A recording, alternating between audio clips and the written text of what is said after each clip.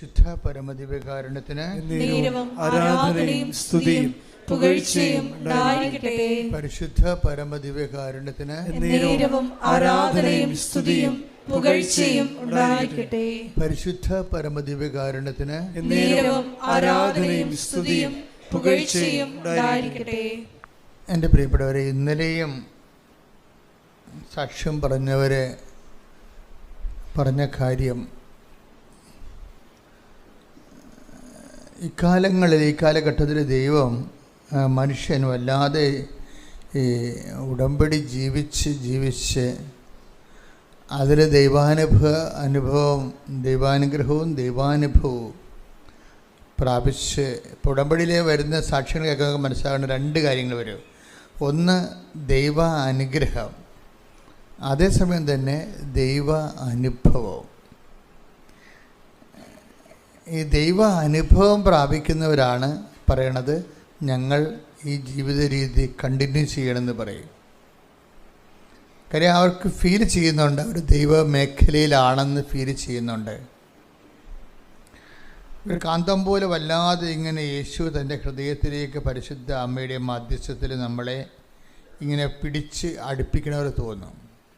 എൻ്റെ മക്കളെ, സഹോദരങ്ങളെ, നിങ്ങൾ ആദ്യം ശ്രദ്ധിക്കേണ്ടത് divide of your aspiring for blessings, അനുഗ്രഹത്തിന് വേണ്ടിയുള്ള നിങ്ങളുടെ അഭിവാഞ്ചകൾക്കപ്പുറത്ത് കർത്താവുമായൊരു ആത്മബന്ധത്തിന് വേണ്ടിയാണ് ഒരു മുൻഗണന കൊടുക്കേണ്ടത്.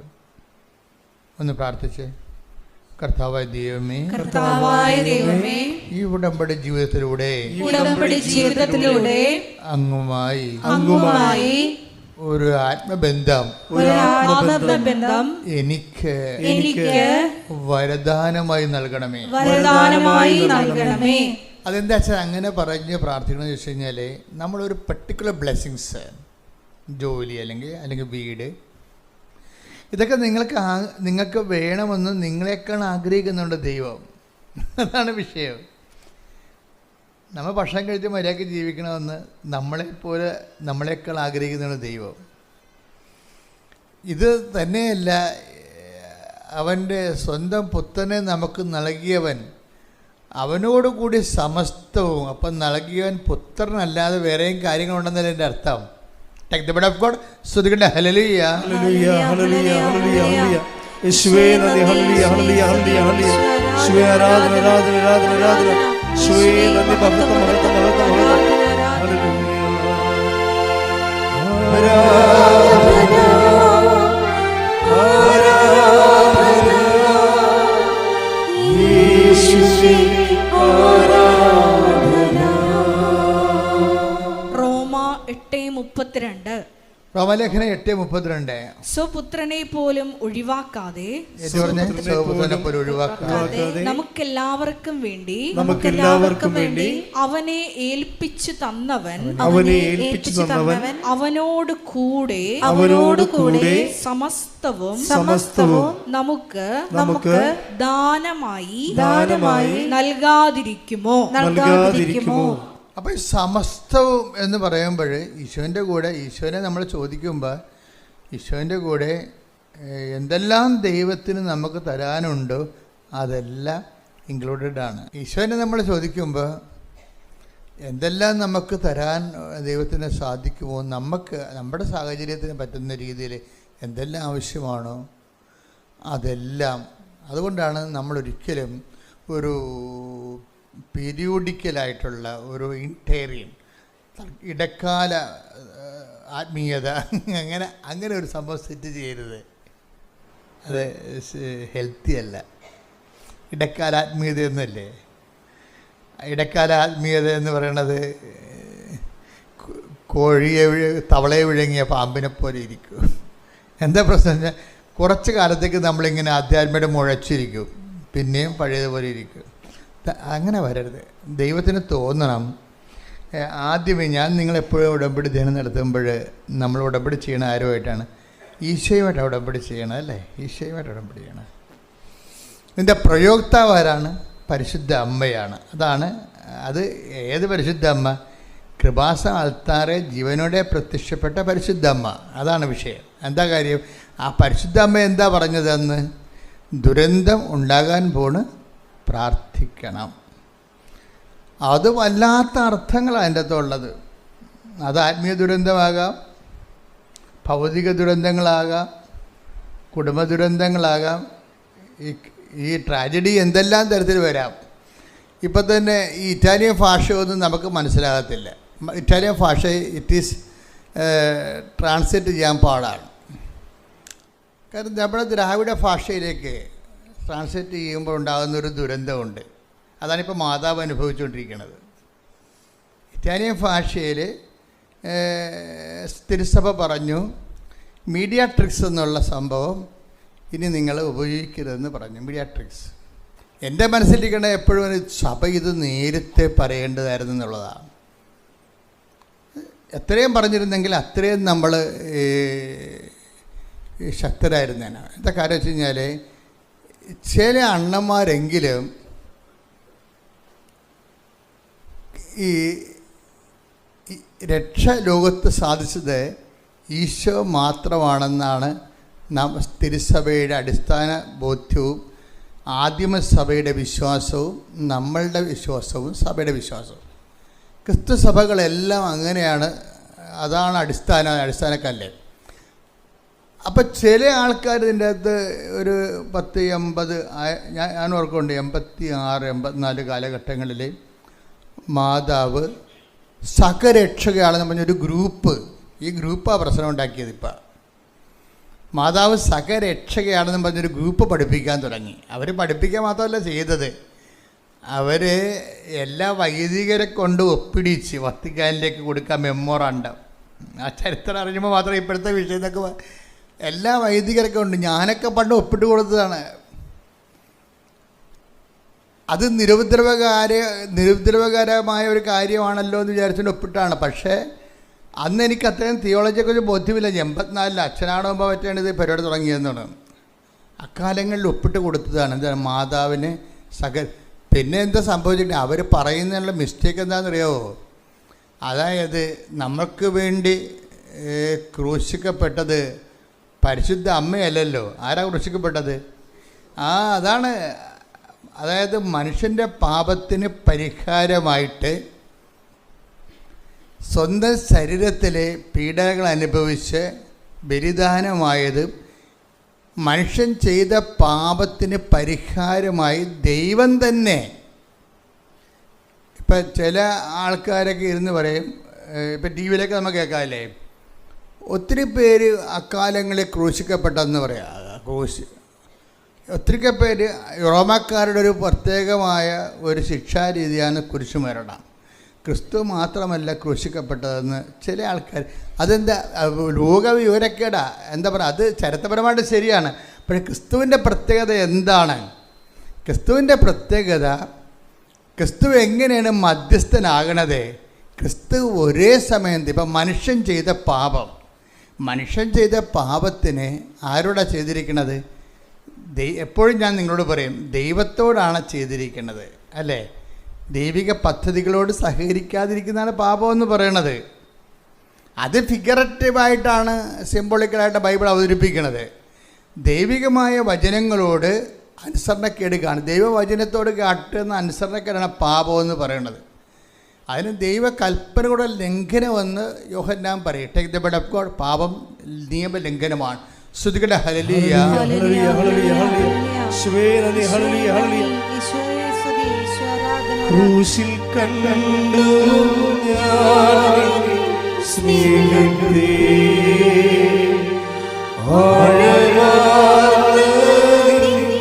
മഹാത്യാഗത്തെ.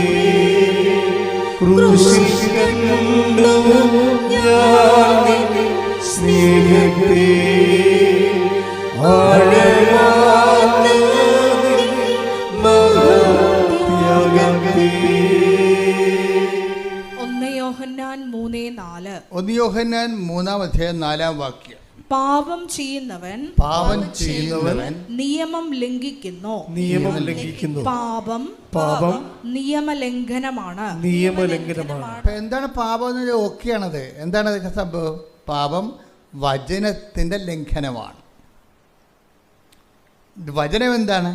വചനം നമ്മളെ കർത്താവിൻ്റെ കർത്താവിൽ നിന്ന് വന്നു, കർത്താവിലേക്ക് നമ്മൾ തിരിച്ചു പോകുന്നു. അതാണ് ഈശോ അവസാനം പറയുന്ന വാക്ക്. പിതാവേ, ഞാൻ അങ്ങേ പക്കൽ നിന്ന് വന്നു, അങ്ങേ പക്കലേക്ക് തിരിച്ചു വരികയാണ്. ചില ആൾക്കാർക്ക് തിരിച്ചു വരാൻ പറ്റത്തില്ല, വഴിതെറ്റി പോകും. അതാണ് പ്രശ്നം. അതിനാണ് വചനം വെച്ചിരിക്കുന്നത്. ചൂണ്ടുപലകെ ഇട്ട് ഇതാണ് വഴി, ഇതിലേ പോവുക. കണ്ടാ അല്ലേ? Take the bread of God, ഞാൻ അങ്ങേ പക്കൽ നിന്ന് വന്നു, അങ്ങേ പക്കലേക്ക് തിരിച്ചു വരികയാണ്. Take the bread of God. Hallelujah ഹല്ലേലൂയ ഹല്ലേലൂയ ഹല്ലേലൂയ. യേശുവേ നന്ദി. ഹല്ലേലൂയ ഹല്ലേലൂയ ഹല്ലേലൂയ ഹല്ലേലൂയ ഹല്ലേലൂയ ഹല്ലേലൂയ ഹല്ലേലൂയ. ക്രൂശിൽ കണ്ടു ഞാൻ സ്നേഹത്തെ ആഴകാർന്ന മഹാത്യാഗത്തെ പകരം എന്തോ നൽകും ഞാനിനി ഹൃദയം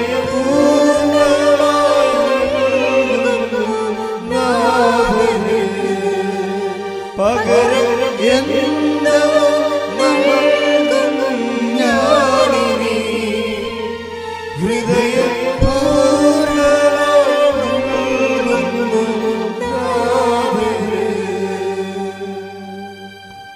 പരിശുദ്ധ പരമദിവ്യകാരുണ്യത്തിന് ആരാധനയും സ്തുതിയും പുകഴ്ചയും ഉണ്ടായിരിക്കട്ടെ. പലപ്പോഴും സംഭവിക്കുന്നത്, ക്രിസ്തു എങ്ങനെയാണ് തിരിച്ചു പോയത് കൃത്യമായി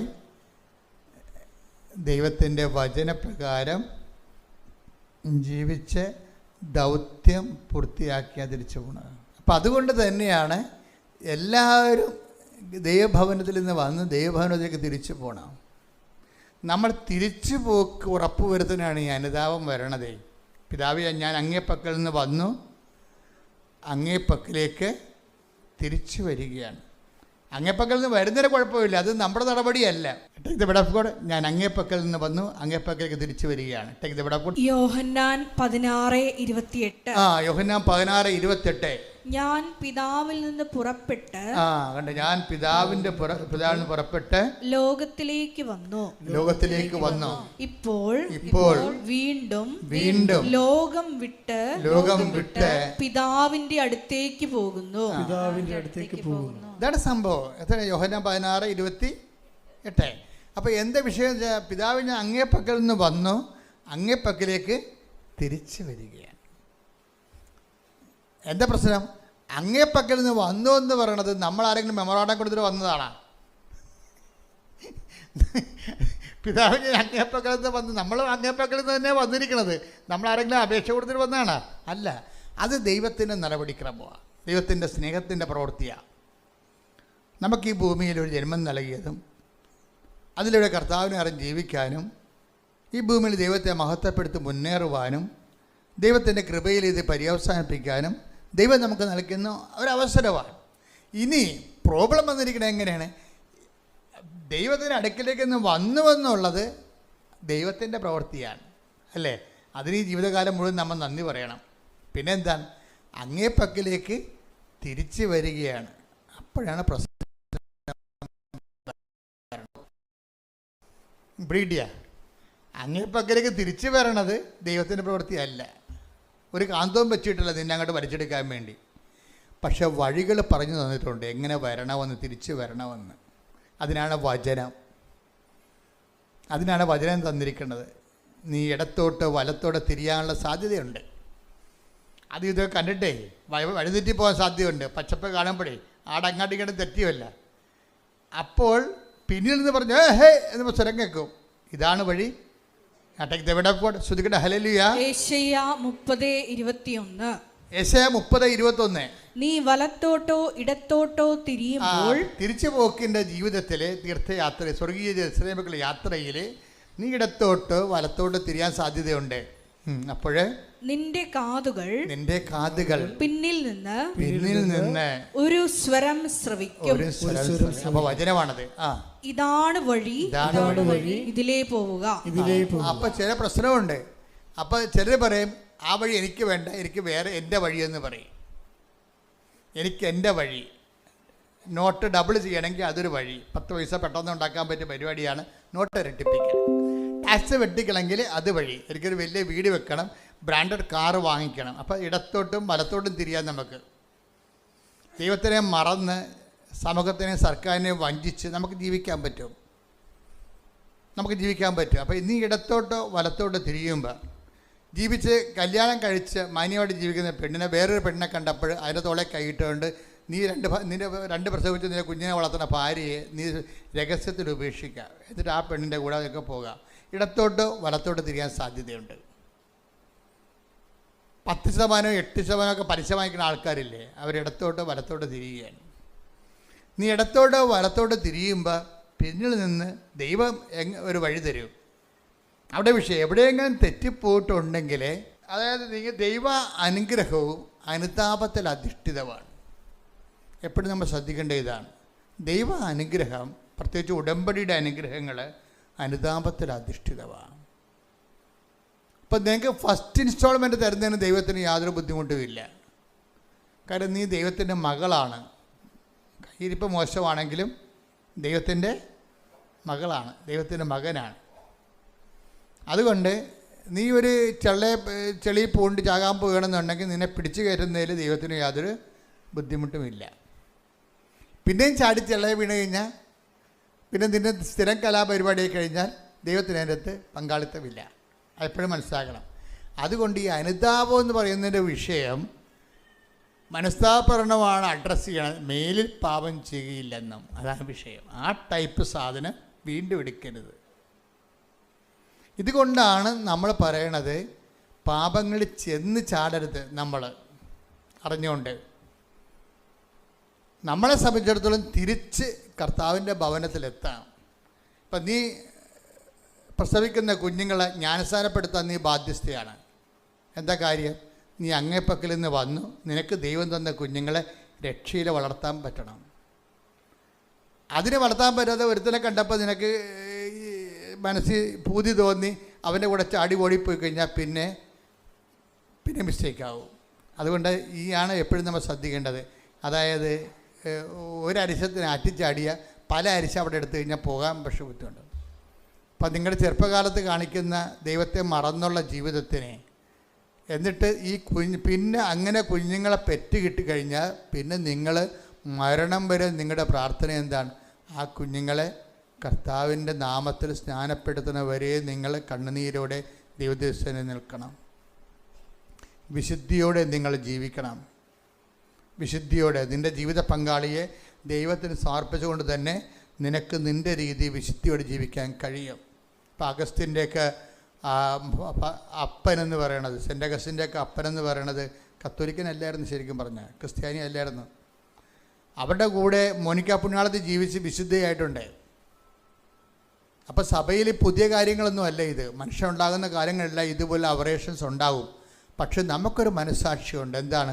തിരിച്ച് പിതാവിൻ്റെ അടുത്തേക്ക് എത്തണം.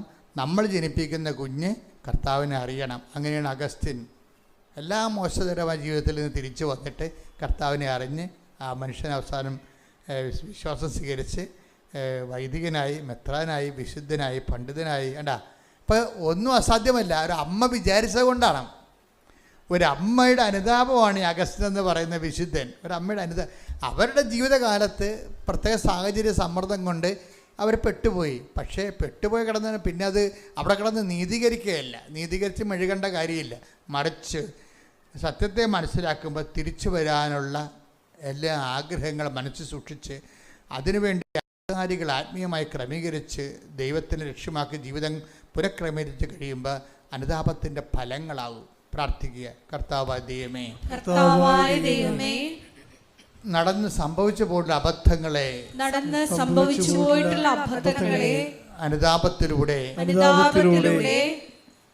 ദൈവ തിരുസന്നിധിയിലെ നീതീകരിക്കപ്പെട്ടവനാകാൻ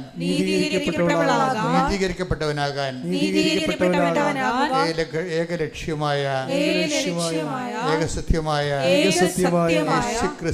യേശുക്രിസ്തുവിലേക്ക് നടന്നെടുക്കുവാൻ തിരിച്ചു ചെല്ലുമ്പോൾ ദൈവ തിരുസന്നിധിയിലെ എത്തിച്ചേരുവാൻ എന്നെ സഹായിക്കണമേ. തിരിച്ച് ചെല്ലലെ ഉറപ്പ് വരുത്തുന്നതിന് വേണ്ടി ദൈവം ഈ ഭൂമിയിൽ വെച്ചിരിക്കുന്ന സംവിധാനമാണ് സഭയുടെ പ്രബോധന അധികാരം എന്ന് പറയുന്നത്. എന്തിനാണ് സഭയുടെ പ്രബോധന അധികാരം വെച്ചിരിക്കുന്നത്? സഭ ഓരോരോ കാലത്ത് സഭയ്ക്ക് നൽകിയിട്ടുള്ള അഴിക്കാനും ബന്ധിക്കാനുമുള്ള അധികാരം വെച്ചുകൊണ്ട് സഭ നമ്മുടെ തിരിച്ചു ചെല്ലല്, ദൈവത്തിലേക്ക് തിരിച്ചു ചെല്ലല് സുഗമമാക്കും. സഭ ചെയ്യുന്നത് സുഗമമാക്കുകയാണ്. എന്താ കാര്യം? എവിടെയെങ്കിലുമൊക്കെ ചില സമയത്ത് ചില തർക്കവിതർക്കങ്ങളൊക്കെ ഉണ്ടാകും. മാതാവിൻ്റെ കന്യത്വത്തെക്കുറിച്ചോ ദൈവമാതൃത്വത്തെക്കുറിച്ചോ അമലോത്ഭവത്തെക്കുറിച്ചോ ഓരോ കാലഘട്ടങ്ങളിലെ മനുഷ്യന്മാരുടെ എതിർ ചിന്തകളൊക്കെ വരും. അപ്പോൾ ആ എതിർ ചിന്തകൾ വരുമ്പോൾ നമ്മുടെ യാത്രകളെ അത് ദുർഗമനം ചെയ്ത് അതിൻ്റെ സ്പീഡ് കുറക്കും. അപ്പോൾ സഭയാണ് ഈ തടസ്സങ്ങൾ മാറ്റുന്നത്. എന്ത് ചെയ്യും? സഭ പറയും ഇന്നതാണ് നമ്മൾ വിശ്വസിക്കേണ്ടത് എന്ന് പറയും. ഇന്നതാണ് വിശ്വസിക്കേണ്ടത്. ഇപ്പോൾ സഭ എന്താ പറഞ്ഞിരിക്കുന്നത്? മീഡിയാട്രിക്സ് എന്ന് പറഞ്ഞു കഴിഞ്ഞാൽ രക്ഷാകര മാധ്യസ്ഥ. രണ്ടു തരം മാധ്യസ്ഥമുണ്ട്. മലയാളത്തിലെല്ലാം മാധ്യസ്ഥം എന്നാണ് പറയണമെങ്കിലും അപേക്ഷാ മാധ്യസ്ഥമുണ്ട്, പ്രാർത്ഥനാ മാധ്യസ്ഥമുണ്ട്, രക്ഷാകര ദൗത്യ മാധ്യസ്ഥമുണ്ട്. എന്ന് വെച്ചാൽ രക്ഷാകര ദൗത്യം എന്ന് പറഞ്ഞാൽ എന്താ? രക്ഷാകര ദൗത്യം മനുഷ്യൻ ചെയ്ത പാപത്തിന് പരിഹാരമായിട്ട് മനുഷ്യൻ ആരോടാണ് ചെയ്തത്? ദൈവത്തോടാണ് ചെയ്തത്. എന്താണ് ചെയ്തത്? ദൈവത്തിൻ്റെ വചനം ലംഘിക്കുകയാണ് ചെയ്തത്. ഇപ്പം ഉള്ളൊരു കുഴപ്പം ഇവിടെ വന്നിരിക്കുന്നത്, ഇപ്പം നിങ്ങൾ എന്നോട് പാപം ചെയ്താൽ തെറ്റ് ചെയ്ത് കഴിഞ്ഞാൽ ഞാൻ ക്ഷമിക്കും. പക്ഷെ ഒരു പ്രോബ്ലം എന്ന് വെച്ച് കഴിഞ്ഞാൽ നിങ്ങളെ ഇപ്പം ഞാൻ എപ്പോഴും നിങ്ങളോട് പറയുന്ന സിമ്പിൾ ഉദാഹരണമില്ലേ? എന്താ പറയണത്? നിങ്ങളൊരു കല്ല് പെറുക്കി ഒരു പട്ടി എറിയുന്നു. പട്ടി കുറച്ചുകൊണ്ട് പോകും. ചില പട്ടിയാണെങ്കിൽ ട്രെയിനിലാണെങ്കിൽ നിങ്ങളുടെ പടലിൽ കൊണ്ടുപോകും, അല്ലെങ്കിൽ നാട്ടുപട്ടിയാണെങ്കിൽ ഇത് ഓടിക്കളി. നിങ്ങൾ കല്ല് പെറുക്കി ഒരു മനുഷ്യനെ എറിയുന്നു. നിങ്ങൾ അയാളുടെ തലക്ക് മുകളിൽ മുറിവുണ്ടെങ്കിൽ അയാളുണ്ടെങ്കിൽ പോലീസ് സ്റ്റേഷനിൽ കംപ്ലൈൻറ്റ് കൊടുക്കും. എറിഞ്ഞ കല്ലുണ്ടെന്നാണ്, എറിഞ്ഞത് നിങ്ങളാണ്. പക്ഷേ ഇപ്പം ഗ്രാവിറ്റി വ്യത്യാസം വന്നു. തലക്ക് മുകളിൽ മുറിവുണ്ട്, പോലീസ് എന്ത് ചെയ്യും? വധശ്രമത്തിന് കേസെടുക്കും. പണിയായി. കല്ലൊന്നാണ്, പട്ടി എറിഞ്ഞ കല്ല് തന്നെയാണ്. ഇപ്പം എന്നാ പറ്റിയിരിക്കുന്നത്? ഞാൻ ഇപ്പം ഇത് പറയണമെന്നറിയാവോ? ഇവിടെ സുവിശേഷത്തിൻ്റെ സീറോ നോളജുള്ള ആൾക്കാരും ഇത് കേൾക്കുന്നുണ്ട്. അതുകൊണ്ട് അവർക്ക് കൂടി മനസ്സിലാക്കാനാണ് ഇത് ലളിതമായി പറയണത്, വളരെ ലളിതമായി പറയണത്. പണ്ഡിതന്മാർക്ക് ചിലപ്പോൾ ഇത് ബോറായിട്ട് തോന്നും, ക്ഷമിക്കുക, വേറെ മാർഗമൊന്നുമില്ല. ഈ വിഷയം തന്നെ നമ്മൾ ദൈവത്തോട് ചെയ്താലോ അപരിഹാര്യമായി പോകും. അതാണ് വിഷയം വന്നിരിക്കുന്നത്. ഇത് ബാലൻസ് ചെയ്യുക. അത് രക്ഷാ നടപടിക്രമങ്ങൾ മനസ്സിലാക്കണം. ഇതേ തെറ്റ് തന്നെ നമ്മൾ മനുഷ്യൻ ദൈവത്തോട് ചെയ്യുമ്പോൾ എന്ത് പറ്റും? മനുഷ്യന് അത് പരിഹരിക്കാൻ പറ്റാതെ വരും. അപ്പോൾ പിന്നെ ഉള്ള മാർഗം എന്താണ്? ദൈവം തന്നെ മനുഷ്യനാകണം. മനസ്സിലായില്ലേ? അതാണ് ഈശോ എന്ന് പറയുന്നത്. ദൈവം തന്നെ മനുഷ്യനായിട്ട് മനുഷ്യൻ ചെയ്ത പാപത്തിന് മനുഷ്യപ്രകൃതിയിൽ പീഡകൾ അനുഭവിച്ചുകൊണ്ട് ദൈവത്തോട് പരിഹാരം ചെയ്യണം. അങ്ങനെയാണ് ക്രിസ്തു മധ്യസ്ഥനാകുന്നത്. അതാണ് ഏക മധ്യസ്ഥൻ. മനസ്സിലായില്ലേ? ഏക മധ്യസ്ഥൻ മീഡിയേറ്റേഴ്സ് എന്ന് പറഞ്ഞാൽ അതാണ്. എന്നുവെച്ചാൽ ആർക്കും പരിഹരിക്കാൻ പറ്റത്തില്ല. അല്ലാതെ പ്രാർത്ഥനയ്ക്ക് മധ്യസ്ഥം വഹിക്കണം അല്ല വിഷയം. ഈ മനുഷ്യപ്രകൃതി വന്നുപോയ വരപ്രസാദത്തിൻ്റെ ശോഷണവും അത് പരിഹരിക്കാൻ നഷ്ടപ്പെട്ടു പോയ ദൈവിക ജീവനും കൃപയും അതാണ് വചനം പറയണത്. അവൻ്റെ നാമത്തിൽ വിശ്വസിക്കുന്നവർക്കെല്ലാം കൃപയും സത്യവും യേശുക്രിസ്തു വഴി take the bread of God സ്തുതിക്കട്ടെ. ഹല്ലേലൂയ ഹല്ലേലൂയ ഹല്ലേലൂയ ഹല്ലേലൂയ ഹല്ലേലൂയ യേശുവേ നന്ദി. ഹല്ലേലൂയ ഹല്ലേലൂയ ഹല്ലേലൂയ ഹല്ലേലൂയ ഹല്ലേലൂയ ഹല്ലേലൂയ ഹല്ലേലൂയ. ഇത്ര നല്ല ദൈവത്തോട് ഞാൻ എന്തു ചെയ്തും നന്ദി ചൊല്ലിടും. എന്നെ കൊച്ചു ജീവിതത്തെ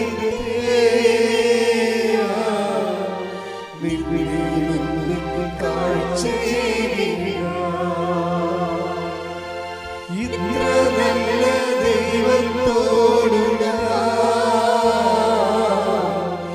എന്തു ചെയ്തും നന്ദി ചൊല്ലിടും. എന്നെ കൊച്ചു ജീവിതത്തെ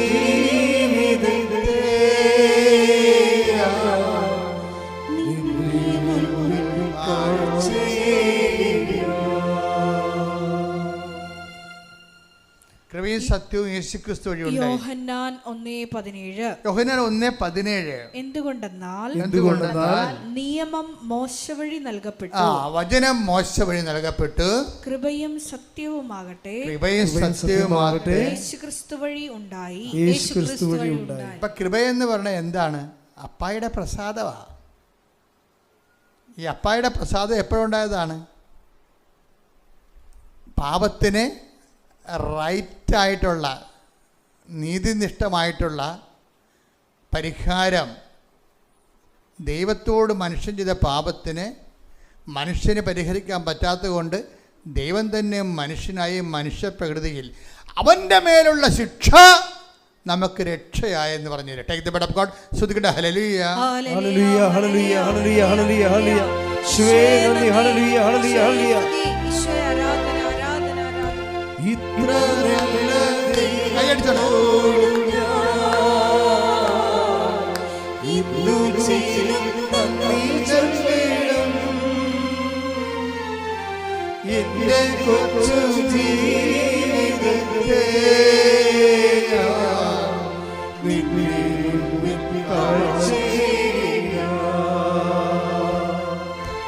ഇത്ര നല്ല ദൈവത്തോട് എന്തു ചെയ്തും നന്ദി ചൊല്ലിടും എന്റെ കൊച്ചു ജീവിതത്തെ നിന്റെ മുമ്പിൽ കാഴ്ചയിടും. ശ്രുതിക്കട്ടെ ഹല്ലേലൂയ. ദൈവത്തോട്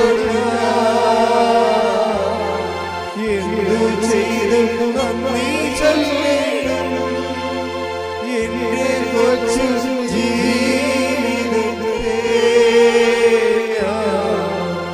നിന്റെ മുമ്പിൽ കാഴ്ചയിടും. നിന്റെ മുമ്പിൽ കാഴ്ചയിടും. യെശയ്യാ 53:5. യെശയ്യാ 53:5. നമ്മുടെ അതിക്രമങ്ങൾക്ക് വേണ്ടി അവൻ മുറിവേൽപ്പിക്കപ്പെട്ടു. നമ്മുടെ അതിക്രമങ്ങൾക്ക് വേണ്ടി അവളല്ല മുറിവേൽപ്പിക്കപ്പെട്ടത്. മനസ്സിലായില്ലേ? അതാണ് വിഷയം. ആരാ മുറിവേൽക്കപ്പെട്ടത്? അവൻ, യേശു. അതാണ്. നമ്മുടെ അതിക്രമങ്ങൾക്ക് വേണ്ടി അവൻ മുറിവേൽപ്പിക്കപ്പെട്ടു. നമ്മുടെ അകൃത്യങ്ങൾക്ക് വേണ്ടി ക്ഷതമേൽപ്പിക്കപ്പെട്ടു. അവന്റെ മേലുള്ള ശിക്ഷ നമുക്ക് രക്ഷ നൽകി. അവന്റെ ക്ഷതങ്ങളാൽ നാം സൗഖ്യം പ്രാപിച്ചു. ഹല്ലേലൂയ ഹല്ലേലൂയ ഹല്ലേലൂയ ഹല്ലേലൂയ. ഇത്ര നല്ല ദൈവത്തോട് എന്തു ചെയ്തും നന്ദി ചൊല്ലിടും എന്റെ കൊച്ചു ജീവിതത്തെ നിന്റെ മുമ്പിൽ കാഴ്ചയിടും. നിന്റെ മുമ്പിൽ കാഴ്ചയിടും. 5 മുതൽ 6 മുതൽ വായിച്ചത്. യെശയ്യാ 53:6 വരെ. കർത്താവിൻ്റെ ഈ വചനം കേൾക്കുമ്പോഴേ നമ്മുടെ കണ്ണ് നിറയണം. കാര്യം അത്ര വലിയ ദൈവിക പദ്ധതിയാണ്, രക്ഷാകര പദ്ധതിയാണ് ദൈവം ഈശോയിലൂടെ നിറവേറ്റുന്നത്. അതാണ് ആ രക്ഷകൻ ആരാണെന്ന് നമുക്ക് മനസ്സിലാകും. അവൻ്റെ മേലുള്ള രക്ഷയാണ്, ശിക്ഷയാണ് നമുക്ക് രക്ഷ നൽകിയത്. അവൻ നമുക്ക് പകരക്കാരനായി ക്രൂശിക്കപ്പെട്ടു. നമ്മളെ ക്രൂശിക്കപ്പെടും. നമ്മുടെ പാപത്തിന് ശിക്ഷയായിട്ട് നമ്മളെ ക്രൂശിക്കപ്പെടുന്നതിന് പകരമാണ് അവൻ നമ്മുടെ പകരക്കാരനായി. നമ്മുടെ രോഗങ്ങളവൻ ഏറ്റെടുത്തത്, ഭാരങ്ങൾക്ക് വേണ്ടി, പാപങ്ങൾക്ക് വേണ്ടി അവൻ പരിഹാരം ചെയ്തു. അത് നമ്മൾ ആവർത്തിച്ച് വായിച്ചു നോക്കി. താഴേക്ക് വായിച്ച് നിങ്ങൾ ശ്രദ്ധിച്ചുകൊണ്ടിരിക്കട്ടെ. കർത്താവിൻ്റെ വലിയ അഭിഷേകം കൊണ്ടാണ് സമയം.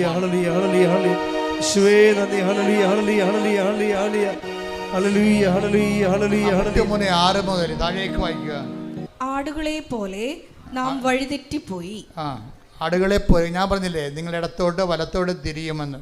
അപ്പം ആടുകളല്ലേ ഇടത്തോട്ടും വലത്തോട്ടും തിരിയണത്. ഓരോരോ പച്ചപ്പ് കണ്ടും കടിച്ചു തിന്നാൻ വേണ്ടി അങ്ങോട്ട് അവരവരുടെ താല്പര്യ ഇംഗിതങ്ങൾക്ക് വേണ്ടി അങ്ങോട്ടും ഇങ്ങോട്ടും തിരിഞ്ഞ് ദൈവത്തിൻ്റെ കാൽപാദങ്ങളും വചനങ്ങളും ദൈവത്തിൻ്റെ പാതകളും നമ്മൾ അപഭ്രംശം സംഭവിച്ചു. അതാണ് ആടുകളെ പോലെ നാം ഓരോരുത്തരും നാം ഓരോരുത്തരും സ്വന്തം വഴിക്ക് പോയി നമ്മുടെ അകൃത്യങ്ങൾ കർത്താവ് അവന്റെ മേൽ ചുമത്തി. കാര്യം നമ്മളെ അകൃത്യങ്ങൾ നമ്മുടെ മേൽ ചുമത്തിയിട്ട് കാര്യമില്ല. എന്താ പറയുന്നത്? കാര്യം നമ്മൾ ചെയ്തിരിക്കുന്നത് ആരോടാണ്? ദൈവത്തോടായത് കാരണം നമുക്കത് പരിഹരിക്കാൻ പറ്റത്തില്ല. അതാണ് ഞാൻ പറഞ്ഞതിൻ്റെ കാരണം, അതാണ് ഞാൻ ഉദ്ദേശിച്ചത്. കാര്യം നമ്മൾ ഒരു മൃഗത്തെ എറിയണതും ഒരു ഡിഗ്നിറ്ററിയനെ എറിയണതും തമ്മിൽ വ്യത്യാസമുണ്ട്. അത് പരിഹരിക്കാൻ പറ്റത്തില്ല, ശിക്ഷ അപാരമായിരിക്കും. അതുകൊണ്ട് പാപം നിയമലംഘനമാണെന്ന് പറയുമ്പോൾ പാപം വചനലംഘനമാണെന്ന് പറയുന്നത് എന്തുകൊണ്ടാണ്? പാപമാകുന്നത് തിരിച്ച് എത്താൻ നമ്മളെ തടസ്സപ്പെടും. അതാണ് വിഷയം. പിതാവ് ഞാൻ അങ്ങേപ്പക്കൽ നിന്ന് വന്നു, അങ്ങേപ്പക്കലേക്ക് തിരിച്ച് എത്താൻ പറ്റുന്നതിന് ദൈവം നമുക്ക് കറക്റ്റായിട്ടുള്ള വഴികൾ, വചനത്തിൻ്റെ വിളക്കുകളും വെച്ചിട്ടുണ്ട്. അതെല്ലാം മനസ്സിലാക്കിയിട്ട് പോലും നമ്മൾ അംഗീകരിക്കാതെ നമ്മുടെ സ്വന്തം വഴികൾക്ക് പോയി. ഈ സ്വന്തം, അതാണ് വായിച്ചമാർക്ക് ആടുകളെ പോലെ നാം വഴിതെറ്റിപ്പോയി. നാം ഓരോരുത്തരും സ്വന്തം വഴിക്ക് പോയി. നമ്മുടെ അകൃത്യങ്ങൾ കർത്താവ് അവന്റെ മേൽ ചുമത്തി. അവൻ്റെ മേൽ, അവളുടെ മേലല്ല ചുമത്തിയത്, അതാണ് ദൈവികമായ പദ്ധതിയാണ്. മനുഷ്യൻ ചെയ്ത പാപത്തിൻ്റെ പരിഹാരമായിട്ട് യേശു മനുഷ്യൻ്റെ പ്രകൃതി സ്വീകരിച്ചുകൊണ്ട് ആ പ്രകൃതിയിൽ ശിക്ഷ വാങ്ങിച്ചുകൊണ്ട് അതാണ് ദൈവത്തോട് സമാനതയുള്ള ആൾ അത് പരിഗണിക്കാതെ ദാസനായി മരണത്തോളം കുരിശു മരണത്തോളം തന്നെ താഴ്ത്തിയെന്ന് പൗലോസ് പറഞ്ഞ അങ്ങനെയാണ്. അപ്പോൾ ക്രിസ്തുവിലൂടെ എടുത്ത രക്ഷ, ആ രക്ഷയ്ക്ക് വേണ്ടി എടുത്ത മനുഷ്യാവതാര രക്ഷാകരമായ പ്രക്രിയകളെ അതാണ് വെള്ളിയാഴ്ചകളൊക്കെ നമ്മൾ ആചരിക്കുകയും ആരാധിക്കുകയൊക്കെ ചെയ്യണത്. അപ്പം അതാണ് ആരാധന എന്ന് പറയണത്. അത് ദൈവികമായ ദൈവത്തിൻ്റെ തനി സാന്നിധ്യത്തിനാണ് നമ്മൾ ആരാധന കൊടുക്കുന്നത്. ലാട്രിയ എന്നൊക്കെ പറയും, അത് ദൈവശാസ്ത്ര ഭാഷയാണ്. പരിശുദ്ധ അമ്മയ്ക്ക് നമ്മൾ കൊടുക്കുന്ന ഹൈപ്പർ ധൂളിയ എന്ന് വെച്ച് കഴിഞ്ഞാൽ അതിതീഷ്ണ വണക്കം. അത് ആർക്കും കൊടുക്കണില്ല. മിസ്റ്റർ സെബസ്ത്യാനോസിനോ ഔസപിതാവിന് പോലും കൊടുക്കണില്ല. പരിശുദ്ധ അമ്മയ്ക്ക് സഭ കൊടുക്കുന്നത് ഹൈപ്പർ ധൂലിയ എന്ന് വെച്ചാൽ ഈശോ കഴിഞ്ഞാൽ പിന്നെയുള്ള ഏറ്റവും വലിയ ആരാധനയല്ല, അതിതീഷ്ണ വണക്കം. കൃപാസനത്തിൽ എന്തെല്ലാം തരത്തിൽ മാതാവിനെ അതിതീഷ്ണമായി വണങ്ങണത് ദൈവഹിതവാൻ. അതുകൊണ്ട് നമ്മളെന്ത് ചെയ്യും? മാതാവിൻ്റെ തിരുസ്വരൂപം വഹിച്ചുകൊണ്ട് കിലോമീറ്റർ വെയിലത്തൂടെ പോകും. അതിതീഷ്ണ വണക്കമാണ്. എങ്ങനെ പിന്നെ? അതല്ലേ മഴവില്ലുമായി അമ്മ നമ്മുടെ കൂടെ വരണത്. നിങ്ങൾ കണ്ടില്ലേ റാലിക്ക് മഴവില്ല് തെളിഞ്ഞത്? എവിടെയെല്ലാം ഉടമ്പടിയുണ്ടോ അവിടെയെല്ലാം ആ മഴവില്ലിൻ്റെ അടയാളങ്ങൾ. അമ്മയുടെ ഏറ്റവും വലിയ രസമെന്ന് പറയണത് അടയാളങ്ങൾ. ഇതുപോലെ ദൈവം അമ്മയ്ക്ക് പ്രത്യേക അധികാരം കൊടുത്തിരിക്കുകയാണ്. എന്താണ്? മനുഷ്യന്മാരുടെ കാര്യത്തിൽ ലളിതമായി ഇടപെടാൻ. ഏറ്റവും വിദ്യാഭ്യാസം, ആധ്യാത്മിക വിദ്യാഭ്യാസം കുറവുള്ളവന് പോലും മാതാവിൻ്റെ സാന്നിധ്യം ഫീൽ ചെയ്യും. കാര്യം മാതാവ് ദൈവത്തിൻ്റെ പദ്ധതിയാണ്. അതുകൊണ്ടാണ് ഇപ്പം ഞാൻ ഫ്രാൻസിൽ ലൂർദ് പള്ളിയിൽ ചെല്ലുമ്പോഴുണ്ട് അതിതീഷ്ണമായ നാർദിൻ സുഗന്ധമാണ് നിറഞ്ഞു നിൽക്കുന്നത്. ഓരോ പള്ളിയിൽ നിന്ന് 3 പള്ളി ഒറ്റ നില 3 പള്ളിയാണ്. ആ 3 പള്ളിയിലും മാറി മാറി കയറുമ്പോഴൊക്കെ എല്ലാം. അപ്പം ഞാൻ എൻ്റെ കൂടെയുള്ളവർ പറയും അതിതീഷ്ണമായ നാർദിൻ, പുരാതന നാർദിൻ സുഗന്ധത്തിൻ്റെ ഗന്ധമെന്ന് പറയും. അപ്പം ആത്മാവ് പറയും അമ്മയുടെ സാന്നിധ്യം നിന്നെ ബോധ്യപ്പെടുത്തുകയെന്ന് പറയും. അപ്പോൾ എനിക്ക് അതറിയണം. അപ്പോൾ ദൈവം എന്നോട് സംസാരിക്കുന്നത് എനിക്ക് 100 അനുഭവങ്ങളുണ്ട്. അപ്പോൾ ഞാൻ മുറി ചെന്നിട്ട് പറഞ്ഞ് എന്താണ് ലൂർദ് പള്ളി സംഭവിച്ചതെന്ന് ചോദിക്കുമ്പോൾ ഉടനെ ഓപ്പൺ ചെയ്യും. 12:3 കാണിക്കും. 12:3 യോഹന്നാൻ്റെ സുവിശേഷം. മറിയം ഒരു കുപ്പി ആദ്യം സുഗന്ധ തൈലം എടുത്തുകൊണ്ട് അവൻ്റെ പാദങ്ങളിൽ പൂശിയെന്ന്. അപ്പം ഇങ്ങനെ സ്വകാര്യ ബോധ്യങ്ങൾ കിട്ടുന്ന ഒരു 10,000-കണക്കിന് അനുഭവങ്ങളുടെ ആകത്തുകയാണ് ശരിക്കും പറഞ്ഞാൽ എന്നെ പലപ്പോഴും ദൈവം നിങ്ങളുടെ പക്ഷത്താണ്. നിങ്ങളുടെ ഈ കണ്ണീരിൻ്റെ കാലത്ത് അമ്മ നിങ്ങളുടെ കൂടെ വരും. എന്ന് നിങ്ങളോ ഞാൻ ഉത്ബോധിപ്പിക്കുന്നത് ഈ സ്വകാര്യ അനുഭവങ്ങൾ മാത്രമല്ല. കാനായിലെ കല്യാണത്തിലെ അമ്മയെ എടുത്ത് മാറ്റിക്കഴിഞ്ഞാൽ ആ കുടുംബം എന്തു ചെയ്യും? വായ്പ മേടിച്ച് ആ കാര്യം അഡ്ജസ്റ്റ് ചെയ്യും, അല്ലെങ്കിൽ നാണം കെട്ട് പിരിയും. വേറെ ഒന്നും സംഭവിക്കണേ നിങ്ങൾക്കറിയാമല്ലോ. അതിൻ്റെ വിഷയം അറിയാം. കാനായിലെ കല്യാണത്തിൽ നിന്ന് ആ കല്യാണ വീട്ടിൽ നിന്ന് അമ്മയെ എടുത്ത് മാറ്റിക്കഴിഞ്ഞാൽ എന്ത് സംഭവിക്കും? ആ കുടുംബം നാണം കെട്ട് പിരിയും. എന്താ കാര്യം? ഒന്നാമത്തിൽ ഇങ്ങനെ ഭൗതികമായ ഒരു മനുഷ്യൻ്റെ വൈകാരിക പ്രശ്നങ്ങൾ കർത്താവിൻ്റെ പ്രൈമറി റെഫറൻസിലില്ല. കാര്യം എന്താണ്?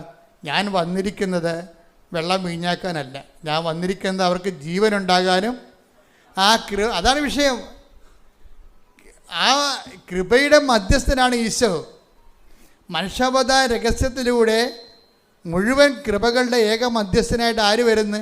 ഈശോ വരുന്നു.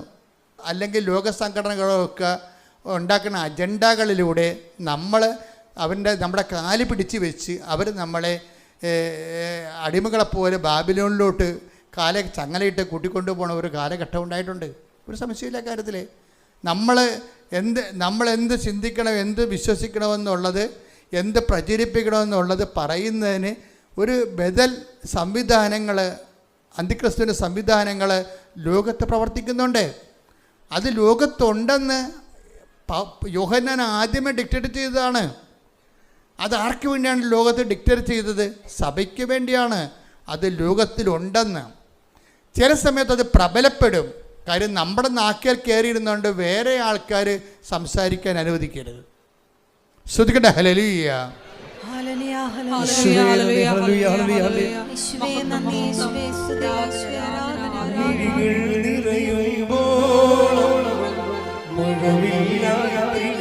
ശബ്ദം പാടുക.